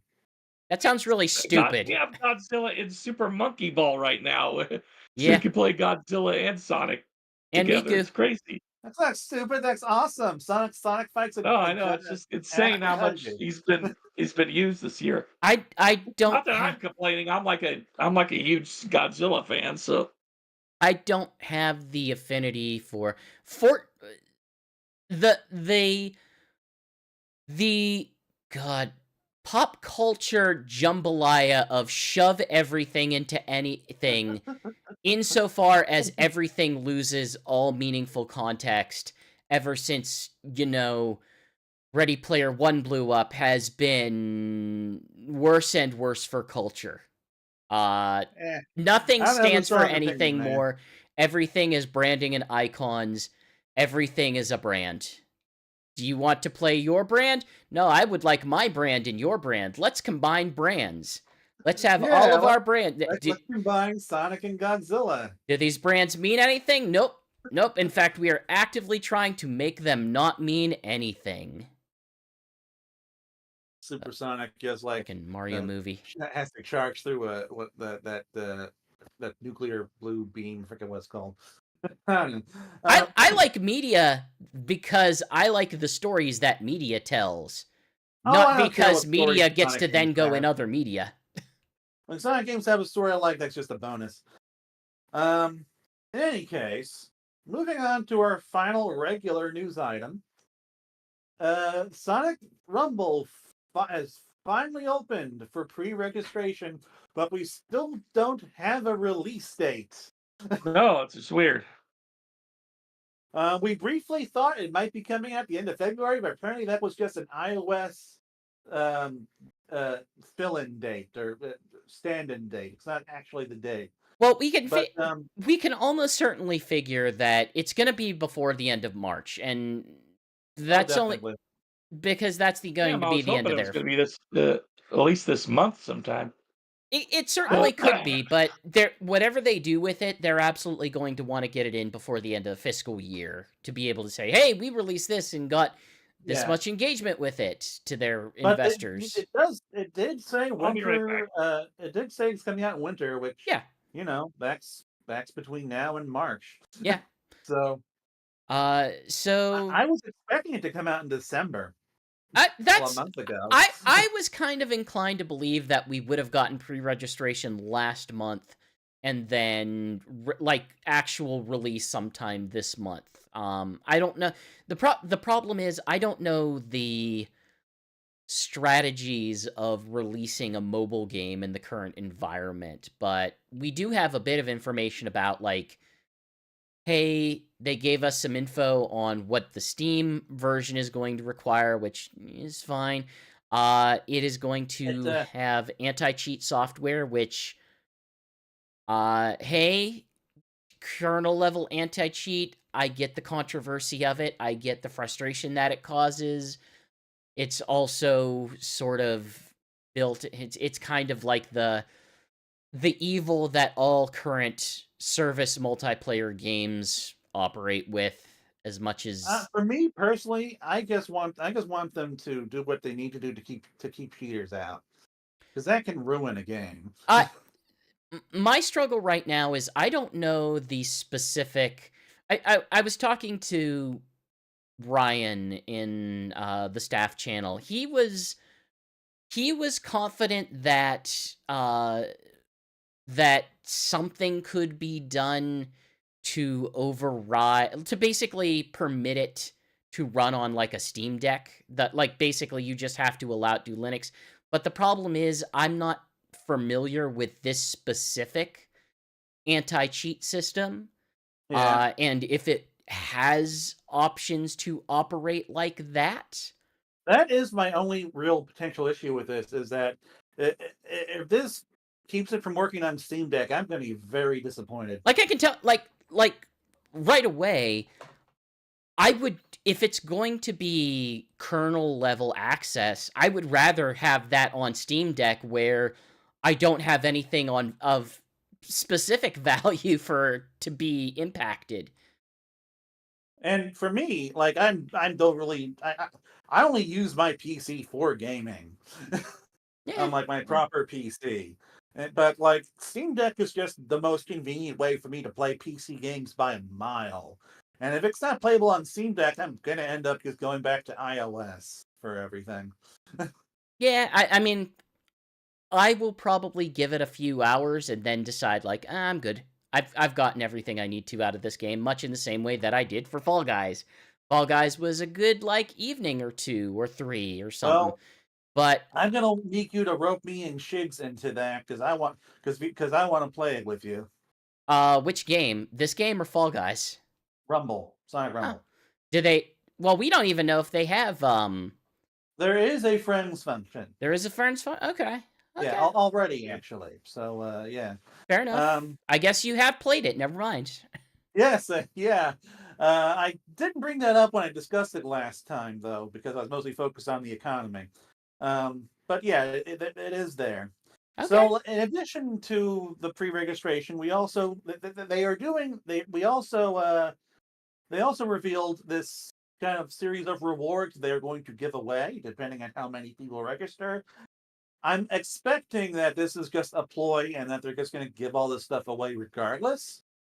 But regardless, like they're giving away like some rings and a ruby Knuckles. I think it is, but Garnet the big one, Knuckles, who I Garnet believe Knuckles. should be able to separate into Ruby Knuckles and Sapphire Knuckles.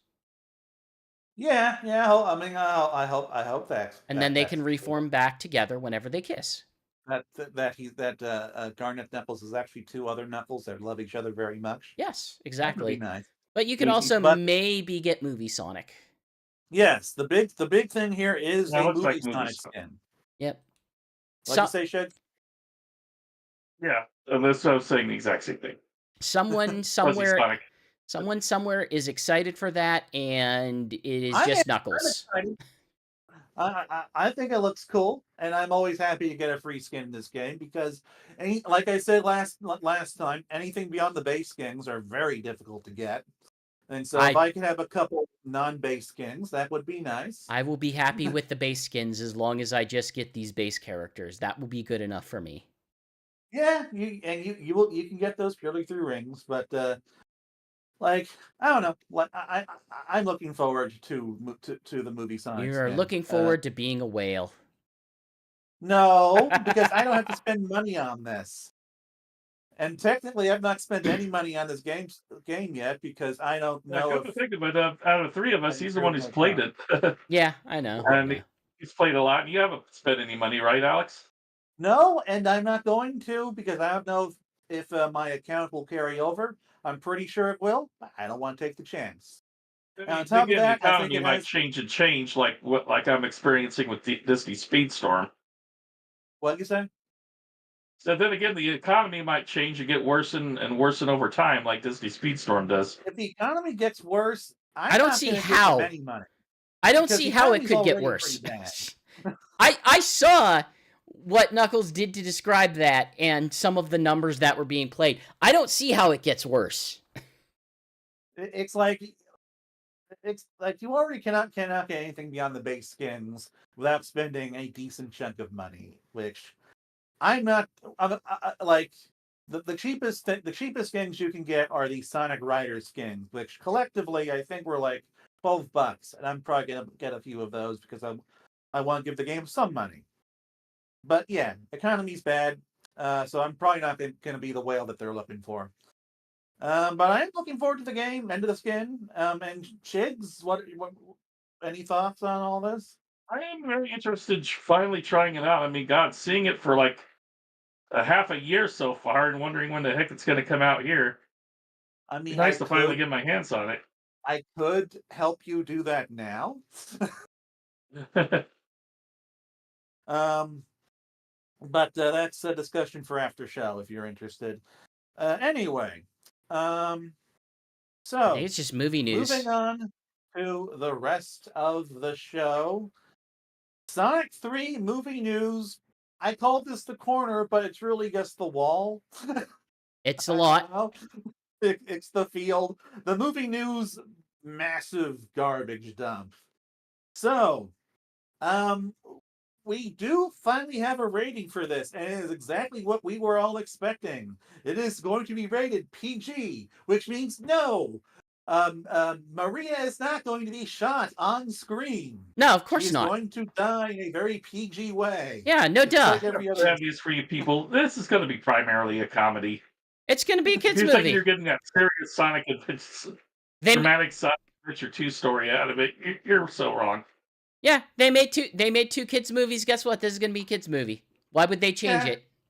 Why would they and there's change going to be it? more serious moments and some emotional moments, and so like hopefully it's going to balance things enough so I at least enjoy it as much as the first two movies, and it's not just goes way too hard in the kiddie direction. But we'll see. Like they've been talking up the Shadow Maria thing. I don't know how much that's going to affect anything. Like they keep talking about how like Shadow and Maria, like they're the heart of the movie. It's this image of Maria with her hand on Shadow's tube is like the first piece of concept art we did. But like I don't know, like, but you could do a decent amount of things with PG. But look, that initial trailer was filled with dumb jokes, like yes, it dumb was. jokes that are on par with all of the dumb jokes from the first two movies. Like, Yeah. let us never forget that Jim Carrey tackled older Jim Carrey dressed as Santa Claus in that trailer. Yeah, that is the tone of this movie. But moving on. Okay, so we have a whole load, an absolute load of tie-in games coming out for this. Like, and they're all like small tie-in games. Let's not. I don't want to over-exaggerate. But like, whereas like the previous movie had like a McDonald's game and like a single Roblox game, this has like 3 web-based games. It has an arcade game. So they're not real games. They're not real games, but they're still games. It has like 3 web games. It has like 4 Roblox game tie-ins, and it has an arcade game which is not nearly as cool as it sounds. Let's see. I sent GX a video, and I meant to take a quick look at it, but it's like there's no graphics on it. Like you run on a. I mean, that's what it looks like if you look at it. Yeah, you just run on these pads, and you do that, and you're one person is Shadow, one person is Sonic, but like one person is the there's the video. One person is is like a blue line. Another person is like a red line. And like the person who steps faster, I would assume like goes higher and wins. And so it's like I'm sorry, it's not even a line. There are 2 bars. Sure. That you have to step super quick to fill the bars, and that's it. Yeah, we're not paying a programmer to make this big fancy game to advertise this. No, it's going in theaters. It'll be there for 3 months, and then it'll be over. I did include a link just in case. And then maybe we will convert the components into some other interactive display for, I don't know, whatever Paramount's doing next. What is Paramount doing next after this? Man, I don't know. I don't pay that much attention to movies. I know the Dogman is coming out, but that's from Sony. Sony. We've got wait, let's see, 2020. Let's look at 2025. We've got. Let's see. We've got. Wait. Oh, okay. Never mind. I was looking like, wait, they distributed They had a Watchmen second movie. I was like, oh, okay. They're distributing it and co-producing it with Warner. Okay, I was like, I fundamentally did not understand like where they were going with this, but okay, sure.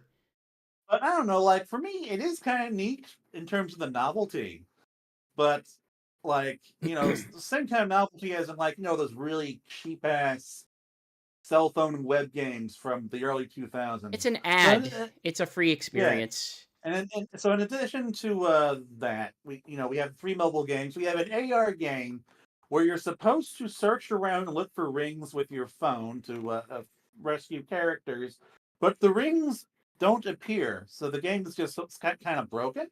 Yeah, it was weird. I don't. Was this a McDonald's one, or was this just a generalized movie one? This one was just a generalized movie one from Paramount. But there was a couple McDonald's one from last year that had an AR background over like a 3D maze. Oh, I love that one. that one was great. I love that one because that one also broke. Yeah, but it was at least playable. You could escape the maze and just run in nothingness. They didn't bother to bug check to see if the maze had an exit that the player could escape from. How do you design a game like that? I don't know. I guess you just cheaply. That's what without any care. That's what Steam Trash does. That's what like the stupid $2 I made this using all of the default Unity assets game does. Not a game that you use to advertise McDonald's. But again, at least that had a functioning game, whereas the AR thing from Paramount's just like an overlay. Meanwhile, the McDonald's game that's being released this year has a lot more effort put into it. Yeah, it's janky, but like it understands what it needs to be and do, and it is a functional game. Yeah, it's like a fully polygonal game where you push the character in a direction and they just go. I think you compared it to like pushing ice or something. Yeah, if you've ever played like any of the Pokemon games where they have the puzzle where it's like, oh, you step on the ice and oh, you gotta keep moving until you hit a wall, and then you have to use that to navigate whatever way you can get to the end using only straight lines. It's fine. Like it's acceptable as a game. And it I'm not going to claim it has a lot of polish, but it has some polish. Yeah. And the music is fine. The music is I don't know what kind of music library they pulled it from, but it is absolutely cromulent software for promotional purposes. And I do appreciate that the final level does draw inspiration from the Arc levels from Sonic Adventure 2. Oh, that was weird. That was weird looking at what they've shown of the movie version of the Space Colony Arc to then go over and look at this like, oh yeah, it's just Sonic Adventure 2. It's just Sonic Adventure 2 some generic space station nonsense. It seems pretty clear to me that it's like, okay, so you need to do 3 areas. The locations are Shibuya, London, and something based off of and the Arc. And they're all like, okay, so we're gonna like do a generic London area with like red police boxes, and we're going to do a generic Japanese area. And then we're gonna do like just the Space Colony Arc. With some things just taken just straight for that seem pretty clearly inspired by SA2. Okay, so like that is the most interesting by far of any of the web games that they've made. And in addition to that, we also have they made another game. They made another game. Right, the shooter. The Paramount made a shooter where it's like you have to like hit these there's Knuckles, Tails, and Sonic character icons, and you hit them to shoot energy, and Shadow just kind of like moves in front of all 3 of them at random, and you have to hit them a certain amount of times, and you have to hit them as much as you can. It's like a high score deal, and very simple, but hey, again, it's functional, and I played it for a bit. That wasn't even the game I was talking about. Oh, what game are you talking about? They made a physical-ass game. Oh, right, the Genesis cartridge. That's right. Right. That's the coolest press kit. What are we doing? God damn it. I really wish Paramount sent us stuff. Even though that wasn't even a game, there was no objective. It was it's not. It's like it mostly is a press kit, but there is a little game in it where you're like I think you're either getting chased by Shadow on the bike or you're chasing after him. So it's like it's movie Sonic running into the screen. But it was like made over the course of like a week, I believe. Like the developer was talking about it on Twitter. But it was mostly just like character posters and like character profiles and like little character phrases. And then it's like at the very end, there was also just like once you do everything, it tells you, oh hey, a trailer is coming out on November 25th. So very fun way of doing that. I probably wouldn't have completed everything in a timely manner, but just really cool, really cool. Like it really is kind of crazy, just how developers are using retro game consoles for marketing stuff these days. Well, there's definitely more like professional retro developers than there were. Like I have purchased games on Steam that are like, you can play this, but then it also just includes a ROM that you could just put on a standard console thing that you could use or play or through an emulator or whatever. I need to see if anyone's dumped it yet. But we also have the frickin' Grimace game on Game Boy Color like a year or two back. So. Man, and that's not the only one either. Like there have been other tie-in games that they have made that apparently have been solid. Although I'm blanking on what they are. Yeah, I think that's what that studio does, right? And finally, for the thing I don't care about, but like I feel like we should at least acknowledge it. There were not one, but 4 Roblox tie-in games this time around. Like last time, they did make a little Roblox tie-in game that you could play, and there was barely anything to it. It was just like some platforming. Was it the Nickelodeon one?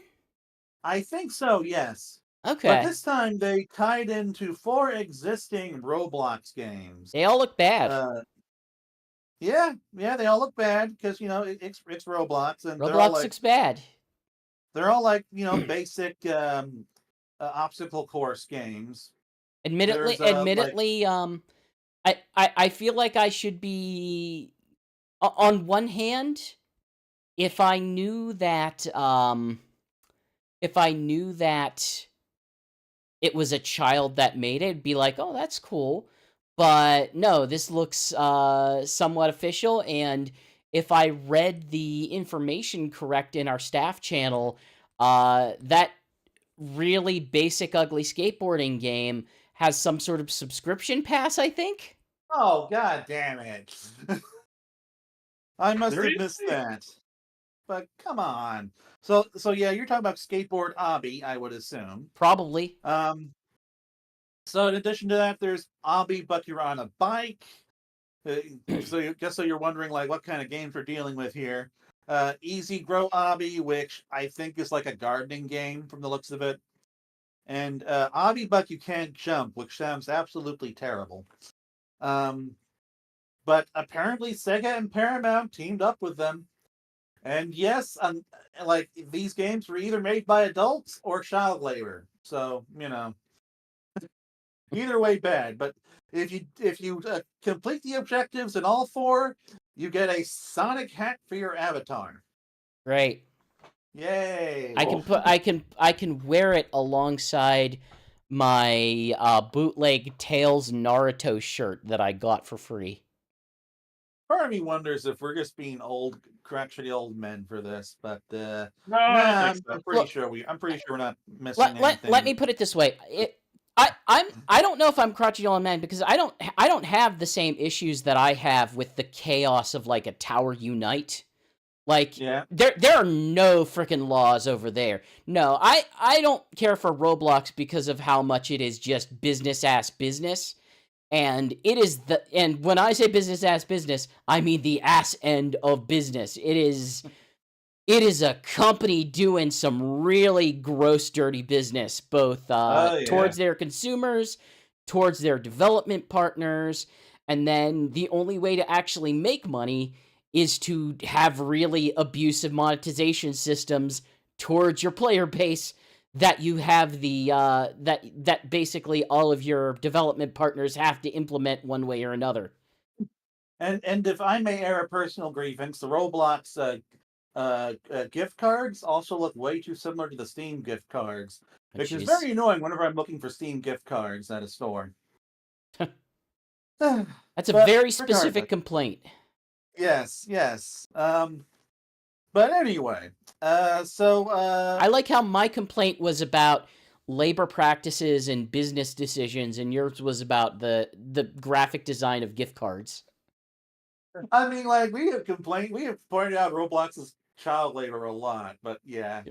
It's not even just the child labor stuff. It's if you work within the Roblox ecosystem, you are basically in a hellscape of every insufferable mobile game monetization scheme. Like I've read through all of the stuff that our team writes up about the Sonic Speed Simulator, and it's like, oh yeah, they use that mobile monetization. They use that mobile monetization. They basically picked every one of them and they applied it to it. And it's like, I really appreciate the work they've been doing, because they have just been getting more and more frustrated with Sonic Speed Simulator. I keep telling them, like, you guys can stop. You guys don't have to play this. You could like, walk away. It because I don't play the Speed Simulator. When I first started it, it was just this normal little thing of running around collecting stuff. You'd unlock more stuff. Blah blah blah. No big deal. I can tell you something that grabbed a hold of me, so I left it. I came back to it like 3 months later for something, and there was just so much monetization all over the place, and it was this whole nightmare thing. And I'm like, oh my god, I got to get out of there. And that's generally when I abandon a game. Although, thankfully for me, I guess always found the game to not be very fun, and so it was not hard for me to ditch. I was expecting this whole thing to be dead like a year, though, and I am surprised that it's still going. This is entirely suspicions. There is no actual fact to this, so do not take it as a fact in any way, audience. My suspicions are they moved at some point from a partnership to a licensing agreement. That is my suspicions. And because once you hit a licensing agreement, that means, hey, now you got to start generating income. And when you start generating income, well, okay, let's crank up the skins. What's the new skin? What's the new hotness? We got IDW. Let's put in something with IDW. Will people take a subscription? Will they take these timer reductions? Like, how will they manage with these temporary boosts? Let's put in this level, but this level has like a week. Get it done in a week. One of the devs on Niprock is pretty open. I wonder if we could interview him. I'm curious. I wonder if he could answer those questions. Well, regardless. Yeah, I'm thinking back to that time when GameFam, the developer of it, got sued by the state of California because they were putting pressure on their employees about not talking about wages with each other. Yeah. So I don't know. That would be interesting. It would be interesting to see what questions that they would be willing to answer. But I suspect that being too blunt about it might have risks. Because I don't think GameFab's a very good developer, or a business, or humane. Yeah. Anyway, so I think we've gone off topic long enough.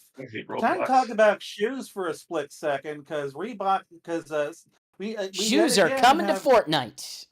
We yet again have Sonic shoes tied to a movie that like took Sonic shoes and made them work in the real world. But instead, they're just like, I don't know, colored sneakers.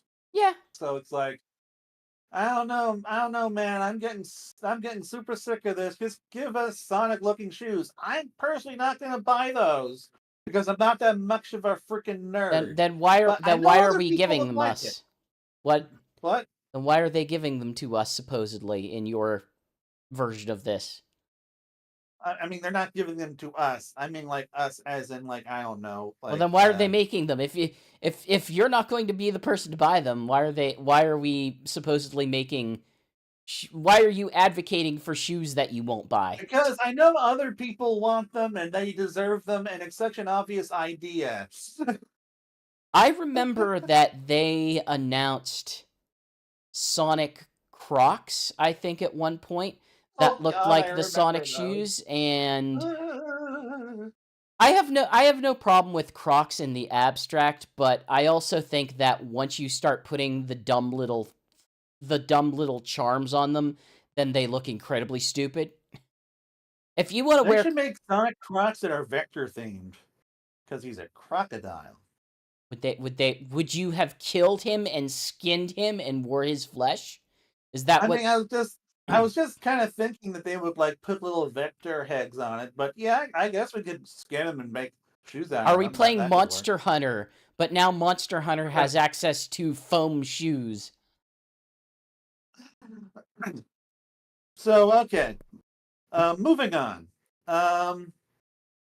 All right. Okay. So this is something I've been looking forward to, if only because I don't know. I enjoyed getting them. I enjoyed getting them last time, and we got in the. They make for fun things to give away on our social medias and stuff. But Sonic Movie 3 is indeed getting McDonald's toys, and naturally, the toys did quote unquote spoil the movie. Although, frankly, it's a pretty obvious part of the movie, which is why it's in the merchandise. Like, you didn't see this coming. I mean, other action figures have also spoiled part of it.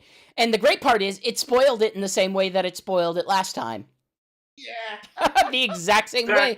Exactly the same. They don't care. And it's like, we're not going to say what it was, but you can probably... I just need to know, what is happening with all of the toys for this movie releasing as far back as October?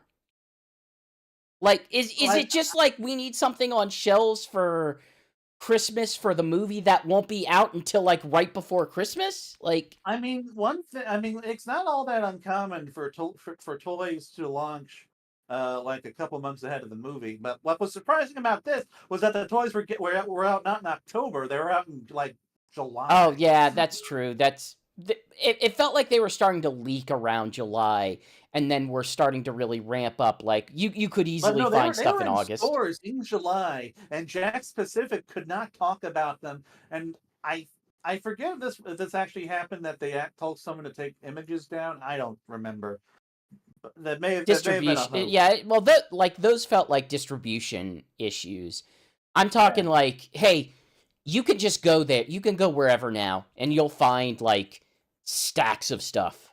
I got a Shadow the Hedgehog plush in August. Yeah. It's nuts. Walmart. What is this? What is this distribution chain? What is it? But so the toys, I may be alone in this, but I do kind of like how they look as far as McDonald toys go.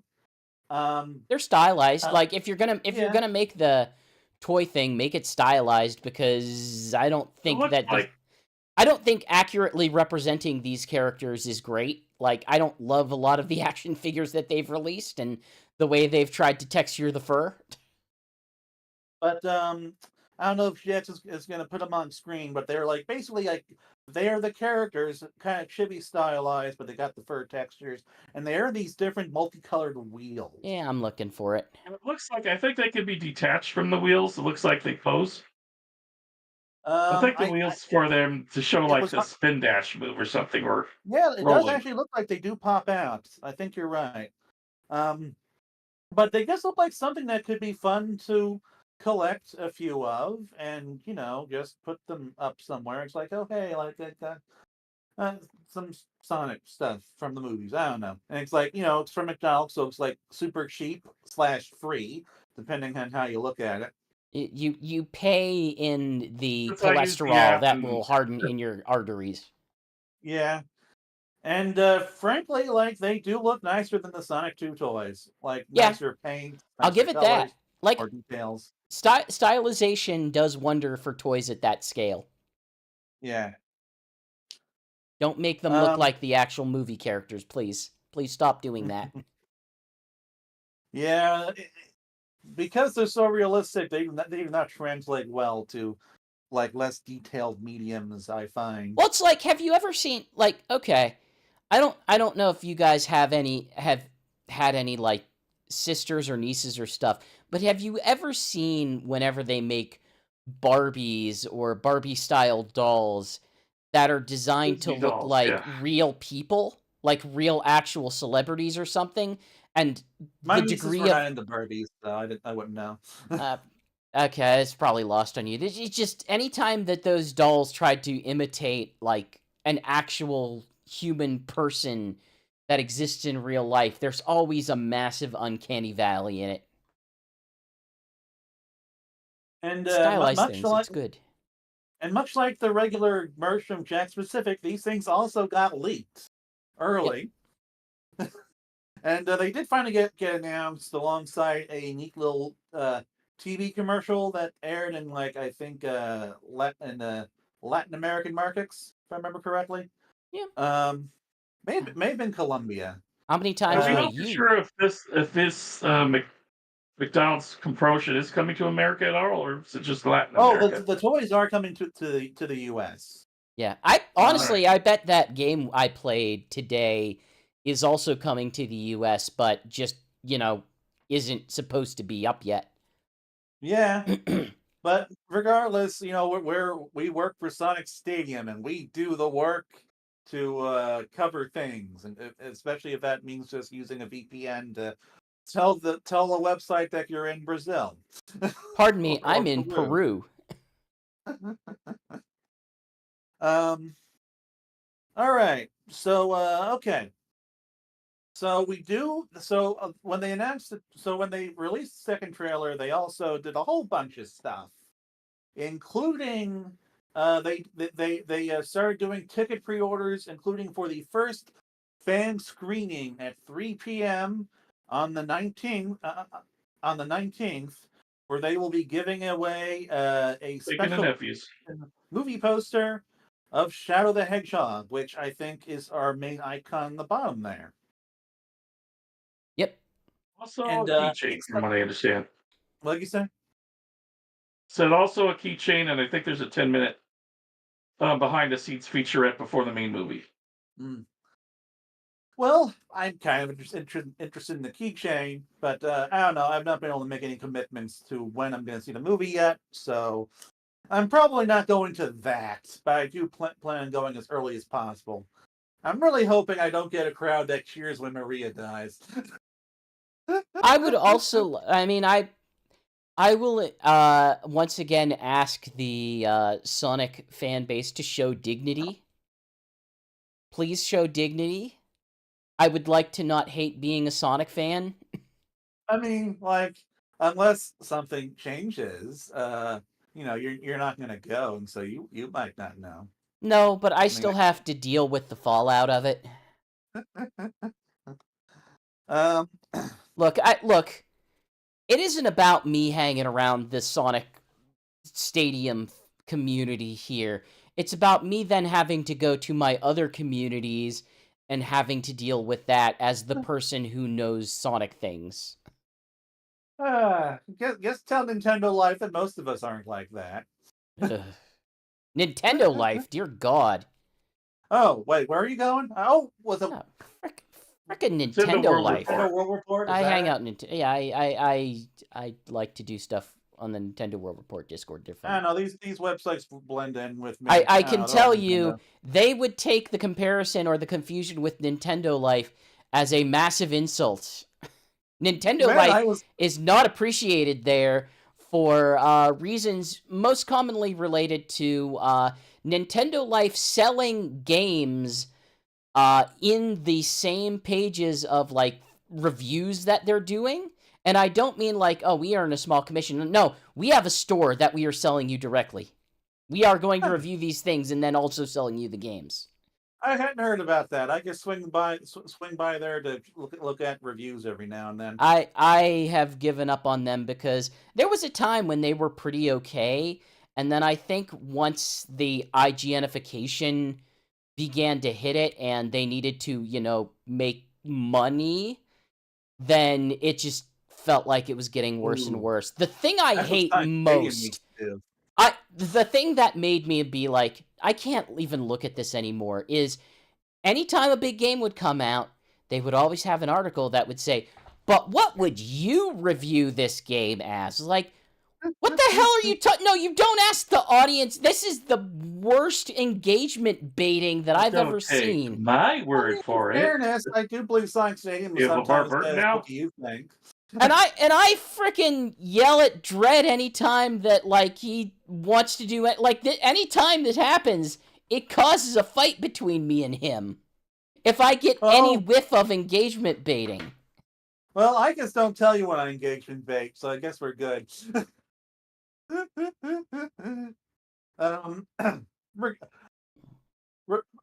Man, my whole I've actually been doing a lot of engagement baiting with Mufasa, which we'll be getting into soon. But anyway, frickin' all your prediction articles.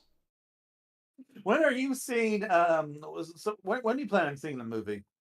Like, I'm actually going to go to that event. I'm going to have to go with my nephews to the 19th because they are my oldest. Eli is a huge Sonic fan. He used to be just massive Godzilla and dinosaurs. Now it's Sonic, and so they're dying. Both him and his little brother are just dying to see this as soon as they can. So I'm taking it to the fan screening or something later. Oh, cool! No, the fan screening. Awesome. So I'll be seeing it on the 19th. Get us a picture of that keychain when you get it. Sounds good. So I don't know. I'm hoping to go by the 20th. I'd very much like to avoid the spoilers of the after credits, but that's probably not happening. So look. If we know there's going to be multiple, one of them is going to be showing how Shadow survives. This is not me saying anything that I know ahead of time. It's just like, look, that's the most obvious thing, is like, hey, you get to have your moment where Shadow self-sacrifices, and then you just reveal, like, oh no, he's back. He's back and he can do a thing. Because it's paramount. Let's just talk about that now. So yeah, there's going to be, they have confirmed multiple after credit scenes. Sure. And yeah, one of them is obviously going to be Shadow getting rescued by something, whatever that is. And and like, I don't know, that it's probably going to be something that's meant to lead into his spin-off movie / show, whatever they end up doing. When he teams up with Wade. Honestly, because it would make you watch it. Like, I do hope that happens. Look, if it's as stupid as the Knuckles show, I will watch it. Oh god, that would really anger certain people. Oh, it would, but I would love it. That would make me happy. But like, I don't know, I hope it's a movie so it has a budget and Shadow can like just be in the whole thing. That's definitely what I prefer. Like, if we have to have Shadow and Wade, make it Shadow and Wade the entire time, not just the Wade show guest starring Shadow for some reason. Oh no, let's have it be the Wade show star. It's Wade, but it's now Confident Wade.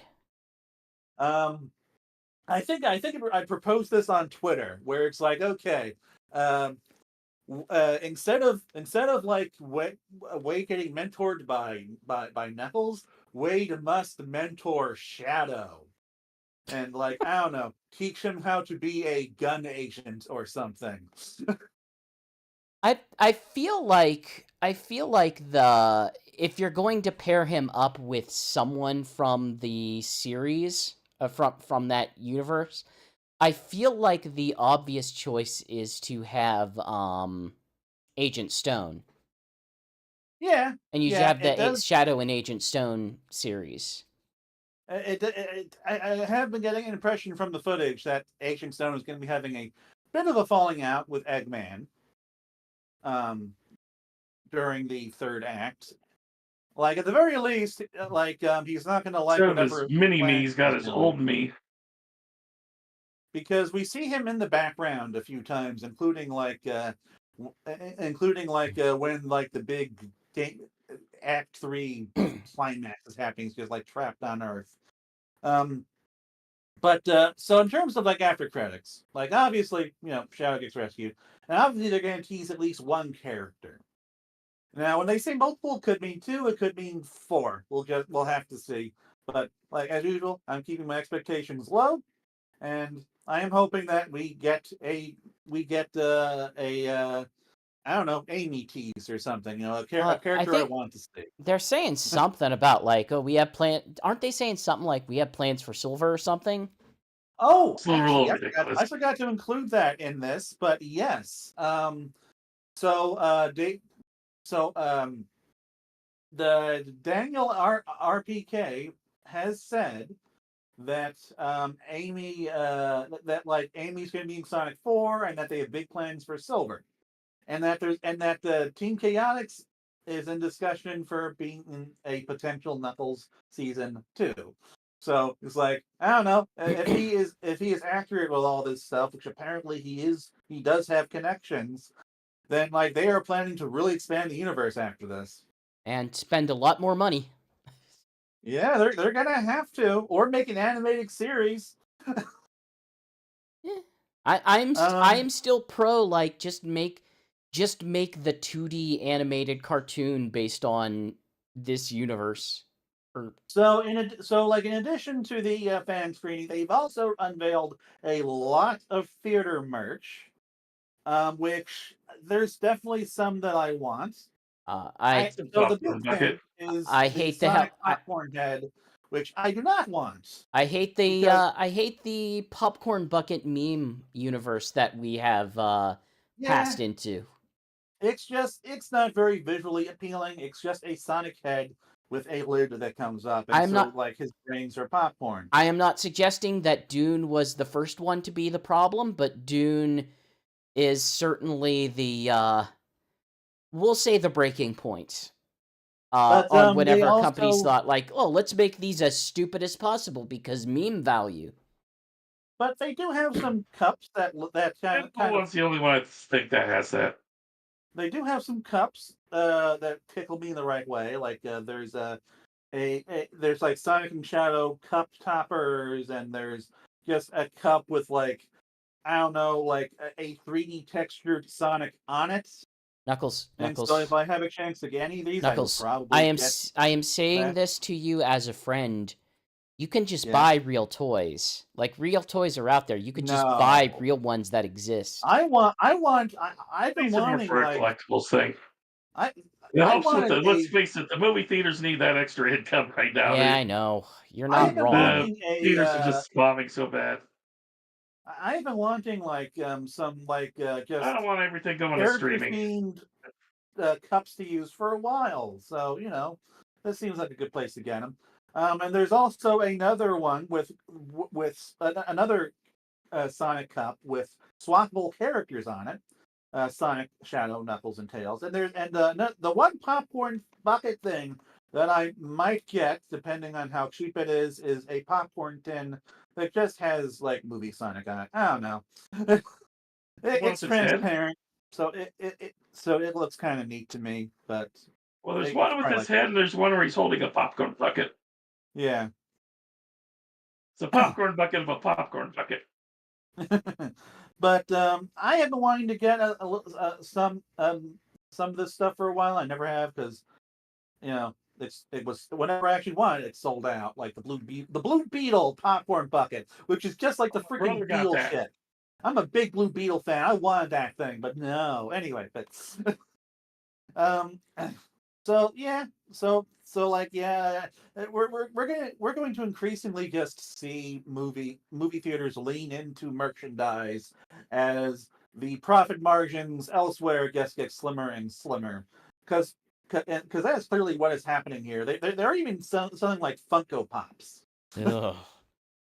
People got real weird about the Funko Pops that they announced because it's like one's cream. Yeah, and that led everyone to think, "Oh, is cream in them? Are they gonna put the same thing?" No, these are the ones that are available in regular stores. Yeah, these ones. Cream is I'm one not that a is. Funko Pop fan. I don't know this stuff. I just know Cream is available. Maybe she's in the after credits. That's why you do basic research, Knuckles. That's why you do basic research like me. Basic research for Funko Pops. I don't have the slightest idea where to get information on Funko Pops. Amazon! It's called Amazon! I looked it up on Amazon, and Cream is the one that comes out this month or next month. So that's why she's in stores or in the theaters. All right. It's not that hard. I guess next time I'll check Amazon then. All right. So, and as usual, there's going to be a Sonic Forces tie-in. This is actually the biggest Sonic Forces tie-in yet. Sonic Forces Speed Battle. Let's be clear. Yeah, Speed Battle. But come on, like Anyway, yeah, speed battle. Look, we're whatever. talking to Sonic fans. Sonic fans are going to interpret it differently. Okay, but so there are going to be 3 brand new movie tracks coming to the game. I'm pretty sure it's based on the same locations as that McDonald's game that I mentioned before. So it's like there's London, Low there's polygon Tokyo, London. and I think there's an Arc one. There's one on the Arc as well. And in addition to that, we are, of course, going to be getting movie Shadow, who, as of now, has not been officially announced, but like he's in the assets, we know he's there.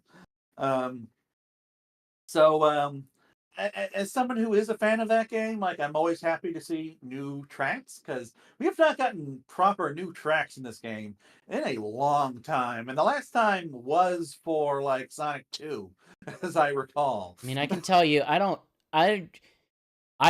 they could add anybody to Sonic Dash, and it would not pull me back to play. If they actually added more levels or more tracks to that game, that would be the thing that would make me go back and at least try it. Well, they did. It's they added 3. No, I said Sonic Dash. Oh, okay. Sonic Dash, like I think that did get some content from the first game, but that was like for a limited from the first movie. It very briefly got a cityscape, and then once the movie events were over, they ditched it, and that really sucks. Annoys me. That game needs more actual content, not this fluffy skin crap content. Yeah, but unfortunately, I think like Sega's in mostly investing in speed battle now. Regardless, though, so yeah, we're finally getting new levels there. And moving on. Finally, we have so I guess a brief backstory. We all remember the pink-haired girl from Tales Tube, right? From 2022. That human from the human art who we all thought was going to be from a future game. And then, basically, I'm not putting it past that all of this is... that it was all a red herring and that this is just a reference for reference sake. Yeah, it could be an Easter egg, but yeah, she just appeared in a Sonic 3 promo as like an advertisement in Shibuya. And like so weird. It is very weird, and I am just like wondering. Okay, so like, was this something that was made during early Sonic 3 pre-production that Sega just included for some reason, or like, is Sonic 3 just doing an Easter egg of a future character, or was this just concept art that we're never going to see realized that they decided to use for Easter egg? Like, well, I was like, hey, can we use this thing that was in here that you haven't done anything with? I guess, sure. And then got permission or whatever. I don't know. That would be the most annoying one. Hey, like, I would prefer it to be like, oh yeah, no, we were like hinting at this thing. No, it doesn't. It doesn't have to be like. Given how it was introduced, like it's been too long. We've had like several games released since then. If she was gonna be something, then she would have been something by now. Like, I mean, I don't know. Like a game coming out next year could have been in production in 2022. but they wouldn't bother to. But would the people who are making Tales Tube at that time have access to that? I don't know. I would say probably not. I don't know if Sega would want that information out there. But this is just such an unusual journey for this unnamed character to take. And to just like wait for 2.5 years to just have her pop up in a movie is just so weird. I would not say don't read anything meaningful into this. I don't think anything meaningful is being said read here. as much as you want to into this, everyone. I mean, if you want to be disappointed, you can read whatever you want, but I'm saying it in the form of, if you don't want to be disappointed, maybe keep reasonable expectations. Mark my word, she's going to be in the big anniversary game in 2026. Oh dear God, we are that close, aren't we? I'm still enjoying 5 years of Sonic's 30th anniversary. Shigs, thoughts? Just don't get it. It's just such a weird thing. It could be. I think what it is like I was saying earlier, pre-production art from the movie that they just kind of leaked on as a little Easter egg that nobody was expecting. But like, I don't know. What would make that weird is that, like, as near as we can tell, this is just like a really cursory, I guess, background advertisement. And this character was first popped up in Tails' tube, and like before Sonic 2 actually came out. And so, like, at best, Sonic 3 would have been like early pre-production. So that, I don't know. There's just like, it's hard for me to just conceive how the character makes that leap. Oh, because it doesn't mean anything. Because it doesn't mean anything. Because they wanted to reference a thing that was there because they knew that intense Sonic fans would be like, "It's the thing! It's the thing!" And that would get internet attention for a short bit. Where'd the thing come from? And you're just no fun sometimes. You gotta learn to speculate more. I have to learn to lie to myself. Yes, lie to yourself. So I understand that is the active choice for Sonic fandoms, but that is why I kind of separate myself from it most of the time. So, moving on to a thing I always love reporting on, which is box office. Because that's when I get to write those fun headlines that like reference various Sonic games, and I've always done it by like referencing when the movie is doing well, or it's like when it hasn't done anything yet, and yet we're somehow calculating what it's going to be doing. I mean, yeah, like so this is something that movie Everybody does this. Yeah, movie ticket sales. Oh, I know they do. It just always seems really stupid to me. But and so as near as I can tell, there are two different forecasts. One of which is done by a company that like has a whole study centered around it. Yeah, I guess if you do a lot of focus group testing, you probably could come up with a number of some amount of accuracy. I don't know how much accuracy, but a number. And that is at the very least true for the first of these two numbers, which came out about a week apart. I don't know if they're connected. I think that the second one is from a different source, but regardless, so like Sonic 3 has been projected to open ahead of Mufasa at $55 million, or ahead of Mufasa at $65 to $85 million. At this point, given how much marketing I've seen of one and not the other, I would find that believable. But I would find that surprising, because Mufasa is a prequel to an absolutely monster of a franchise. Like the previous Lion King remake was until this year the highest grossing animated movie ever. Like it made $1.6. I know. It's absolutely insane. But I haven't seen anything of it. Like, is there actually stuff out there letting people know that it's coming? Well, it's had twice the number of trailers as Sonic 3. Really? Yeah, it's had 4 trailers. Fair enough. Also, they've released 2 clips from it. One of which appears to show the framing device, which is going to be Simba and Nala's daughter being told about Mufasa's backstory by Rafiki, and there's also like so I guess it's how they get Timon and Pumbaa in it and stuff. Oh yeah, and the Timon and Pumbaa are there, and Mufasa and Scar, aka Taka, sing a song as lion cubs. Those are clips they've released recently. But apparently, as I understand it, like the big advertisement campaign for Mufasa basically started like December 2nd or something, and which is like around when the Sonic 3 advertising campaign started. But what the first estimate found is that there's like slightly more interest among kids in seeing Sonic 3. Gee, really? But yeah. Let's see. The exact number was crapes. I clicked the wrong one. The exact number was okay. All right. So Sonic is currently beating Mufasa for first choice movie pick, 11% to 7%. Mufasa barely beats out Sonic for audience interest, 50 to 47%. And apparently Sonic 3 is getting a lot of attention from kids and from women. Okay. I find that believable.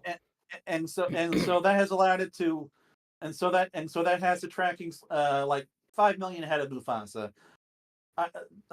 Meanwhile, Box the Office piano Pro, factor for the women, which was the 65 to 85 number, did not go into those kinds of details. Although they have said that they think Sonic 3 has the potential for a very long tail.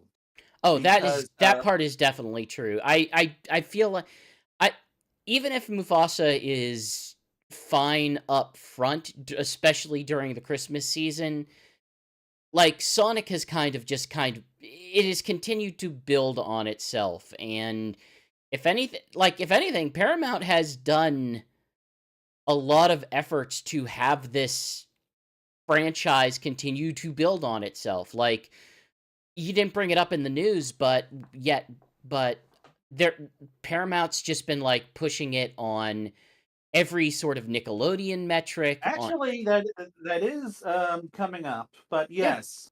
So Nickelodeon has started doing the Sonic Saturdays block, which has Sonic Prime, which is making its linear TV debut, airing alongside Knuckles and either Sonic 1 or Sonic 2, and this block is going to run throughout December.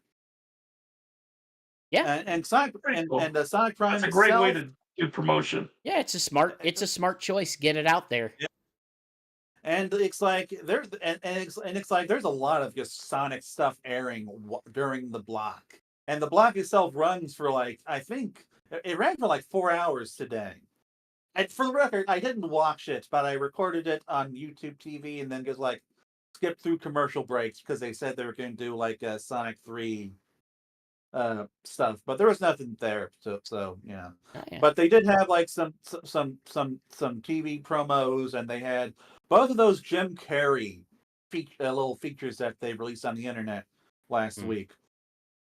And Sonic Prime itself will be airing through to next year. Like, it's going to be airing into 2025, which is going to keep like there's plenty of episodes on that network for a while.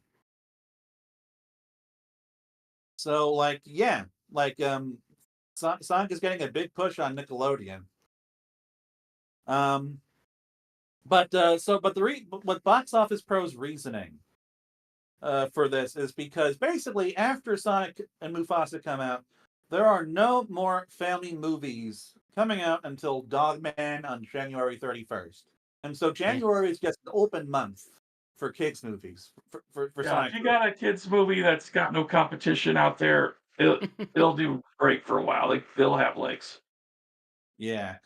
And even if it tends to bomb on the first week, it'll usually run long enough. And the thing about Christmas movies, apparently, is that they will like not necessarily have the biggest opening weekend, but then they will have a pretty big Christmas day because a lot of people go to see movies on Christmas. But if it manages to hit the high end of that 85 million mark, that will be a new record for Sonic. And they are going to continue to release projections up until it's released. And so, like, we may see these things fluctuate. And if it's anything like Sonic 1 and Sonic 2, it's going to go up. Of course, there's no guarantee of that, but, you know, it could happen.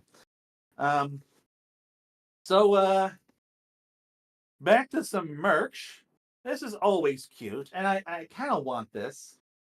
Shadow's getting a Build-A-Bear, which, yes, you covered this. Yeah. Shadow's getting a Build-A-Bear. Yep. Yep. And,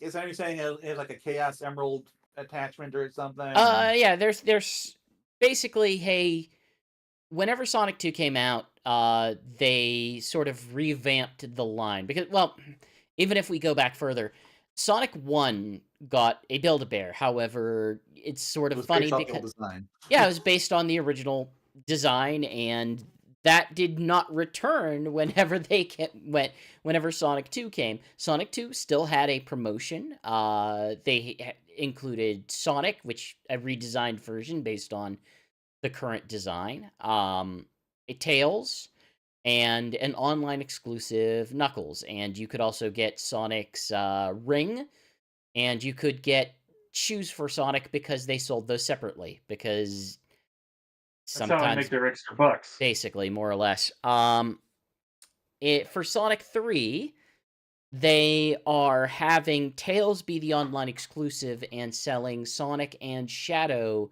in stores and online. And Shadow's accessory will be they are referring to it as the Master Emerald because that is probably what it is going to be in the movie, like the way that the little emeralds go inside the big emerald Yeah, in I a do find it interesting non-sexual that we way. haven't really seen the emeralds pop up in the trailers, so but that would make sense.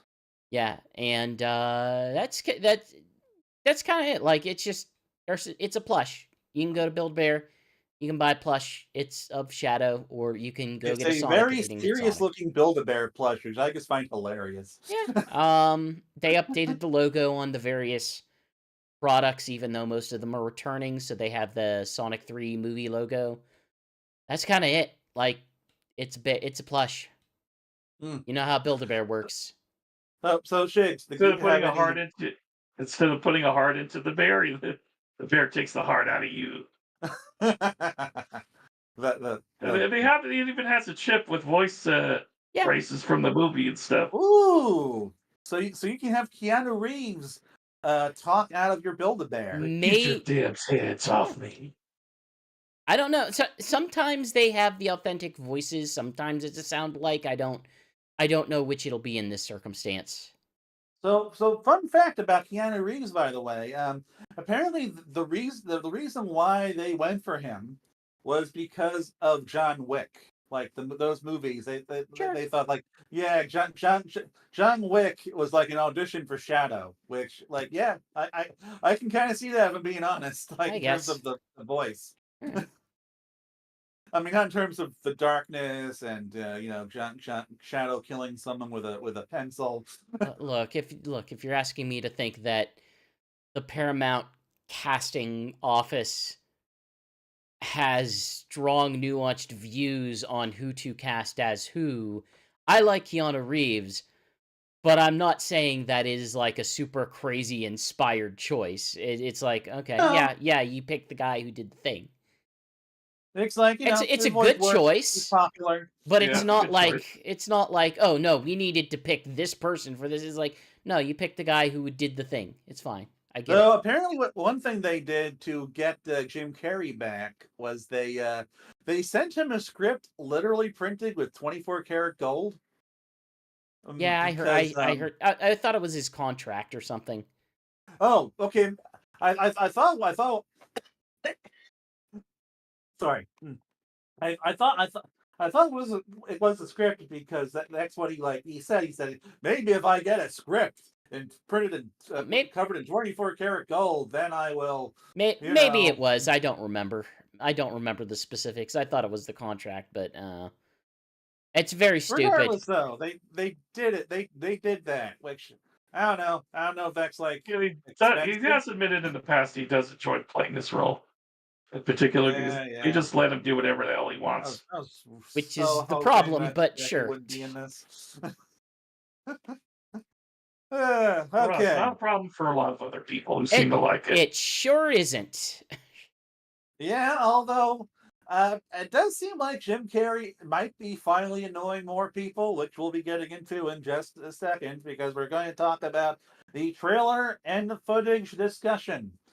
So, we did finally get a second trailer a couple weeks ago. But we've also just been getting more footage just in general. Like I legitimately actually hunted down a couple of these to download and report on. One of these was like the arc's face. But okay. Well, let's just go through the trailer first. So, the trailer, man, I actually really don't have too much to say about the trailer, if I'm being honest. Then we shouldn't say too much about it because we're approaching 3 hours. Yes, we should, but I will have more to say about the other things. But like Shigs, what were your thoughts on the trailer?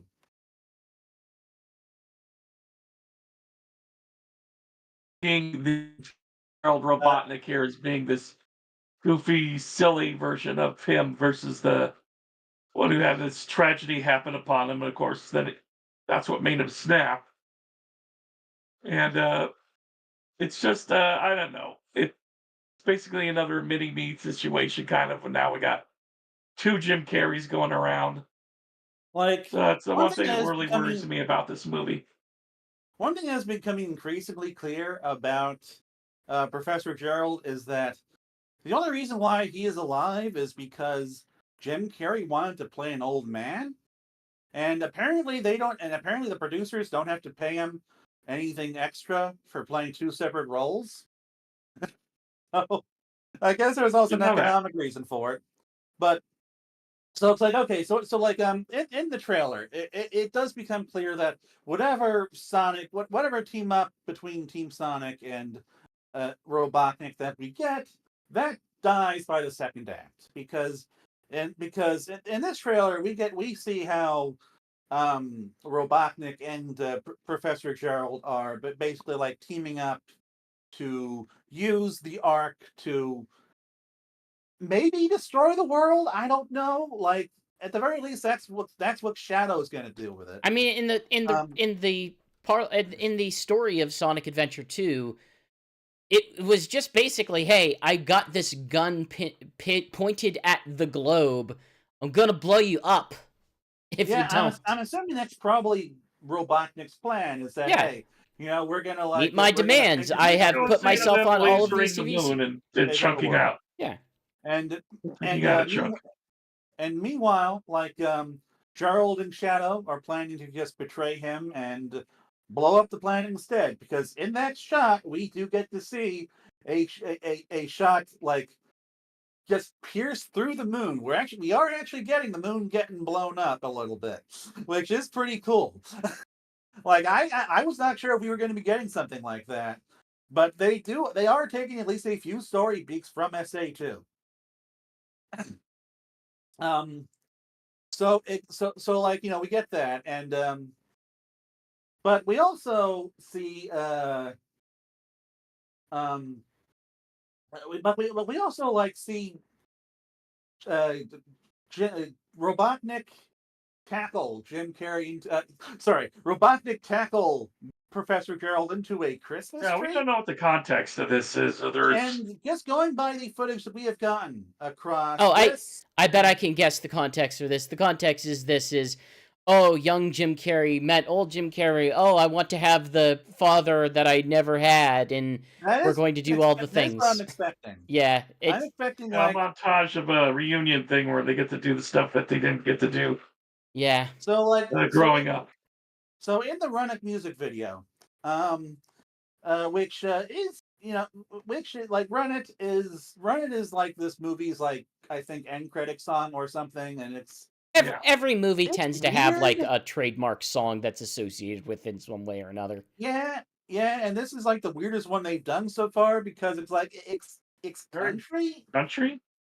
Or I don't know, it sounds country to me. I agree. It does sound country. The guy's normally known for a rapper, but this stuff is sounding really country in this one. Yeah, and that is a very, very odd choice for this. You mean for the movie that takes place in London, Tokyo, and outer space? Yes. And it's like, look, the music selection for these movies has never been great. It's generally just a collection of pop cultural references. I mean, look. I watched the Mario movie, and the Mario movie's music selections. The Mario movie has a very lovely score that I enjoy, and has a lot of really crappy pop tune choices. Yeah, yes, it does. But like at the very least, the Mario movie does have those game songs. And while this one does apparently have, and while this one will have like live and learn in some form, we've heard the orchestral version. I don't know if that's the only one we're getting. Um, but like so far. But if it's anything like, but I'm not expecting much from the music, beyond what we normally get. But like Run It is just, even by standards of this franchise, just a very, very, very strange choice. And it's like I like the beat, but I don't know. That's kind of it. You're assuming that they put meaningful thought into this. I don't think they I'm did. sure they didn't. But I'm sure they didn't. But so like, although the music video itself, what's cool about that is that it uses like Sonic the Fighters, or something that looks like Sonic the Fighters models for the Sonic characters, and they're dancing around and stuff, and I don't know, like it looks retro and cool. I like it.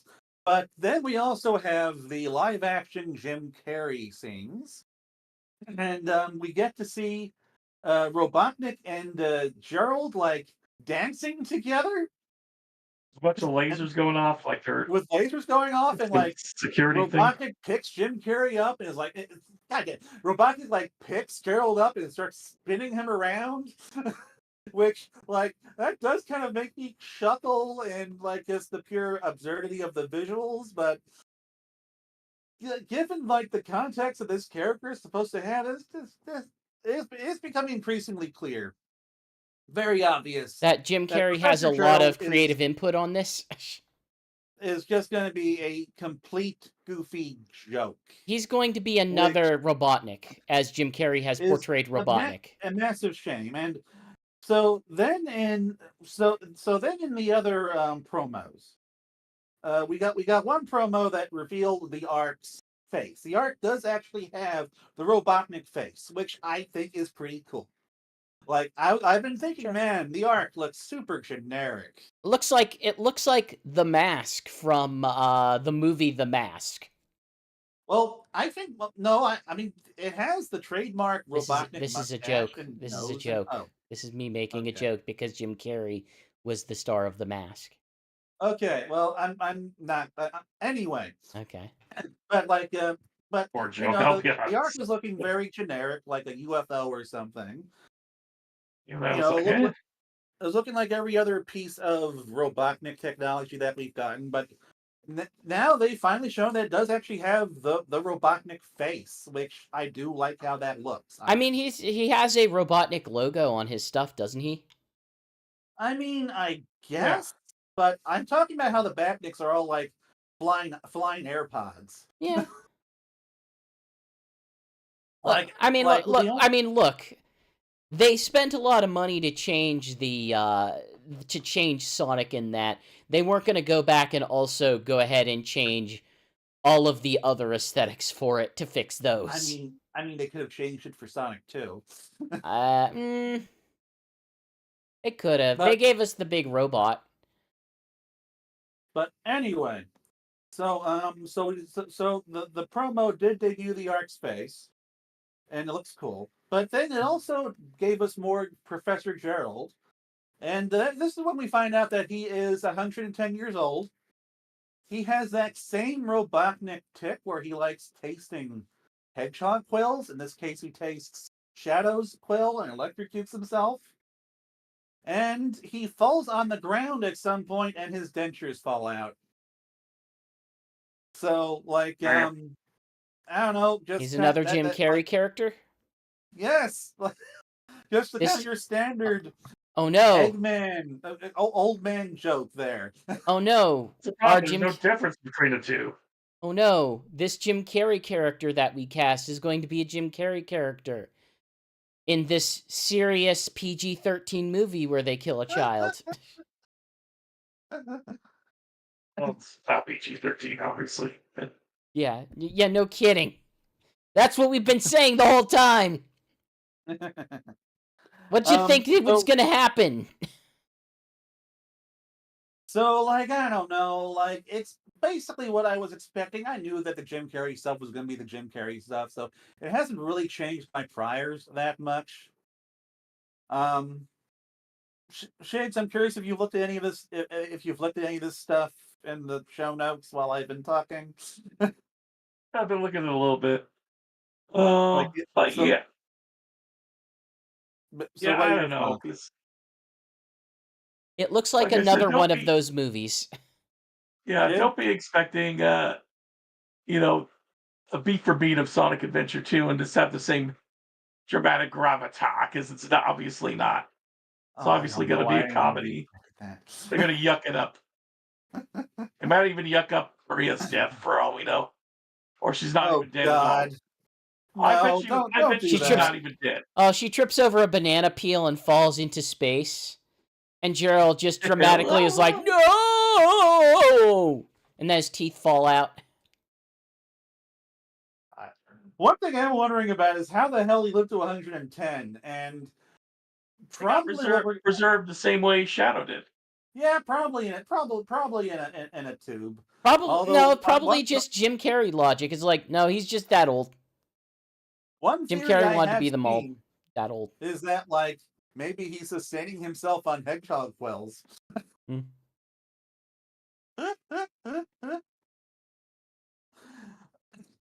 And all right. Finally, Will Gerald? Okay.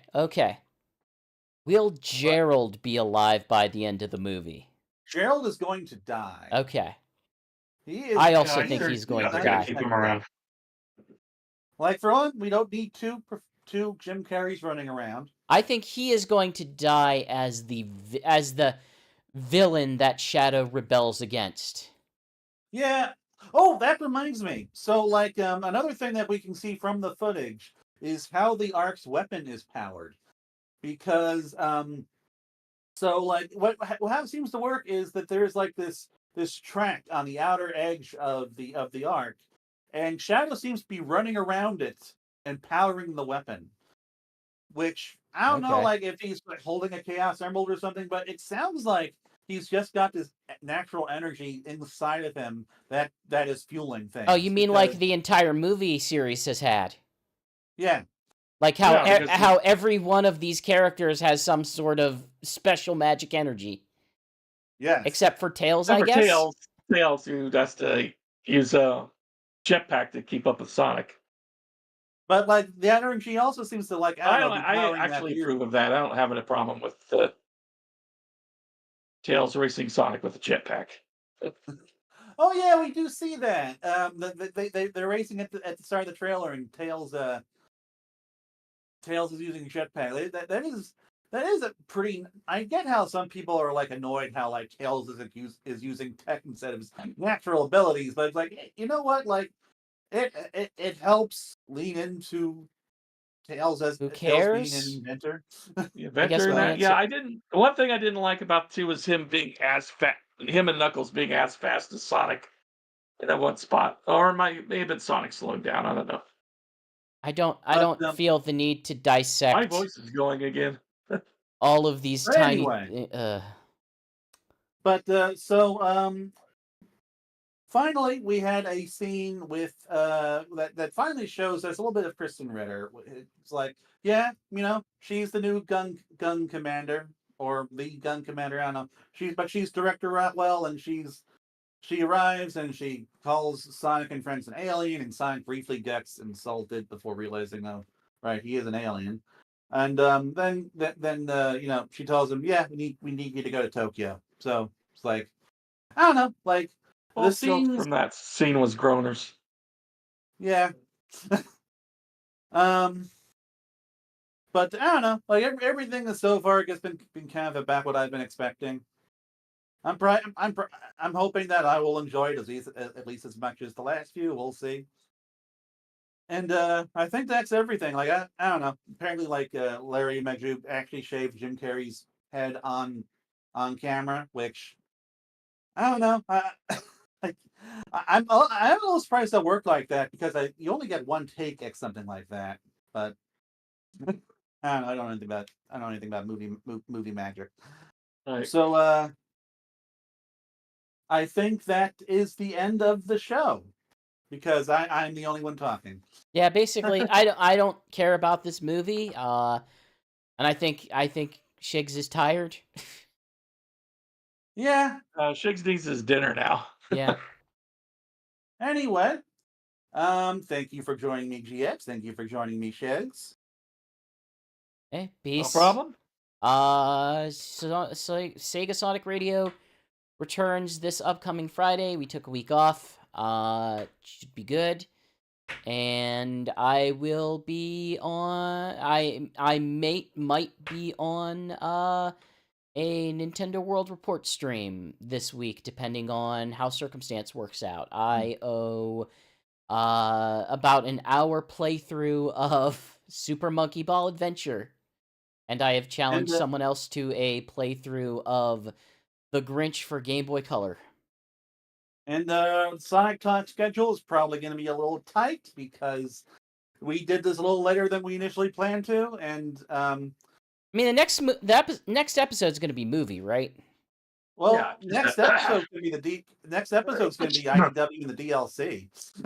No, my dude, I don't think you're going to get that scheduled. Yeah, I think the next one is just a podcast all about Sonic 3.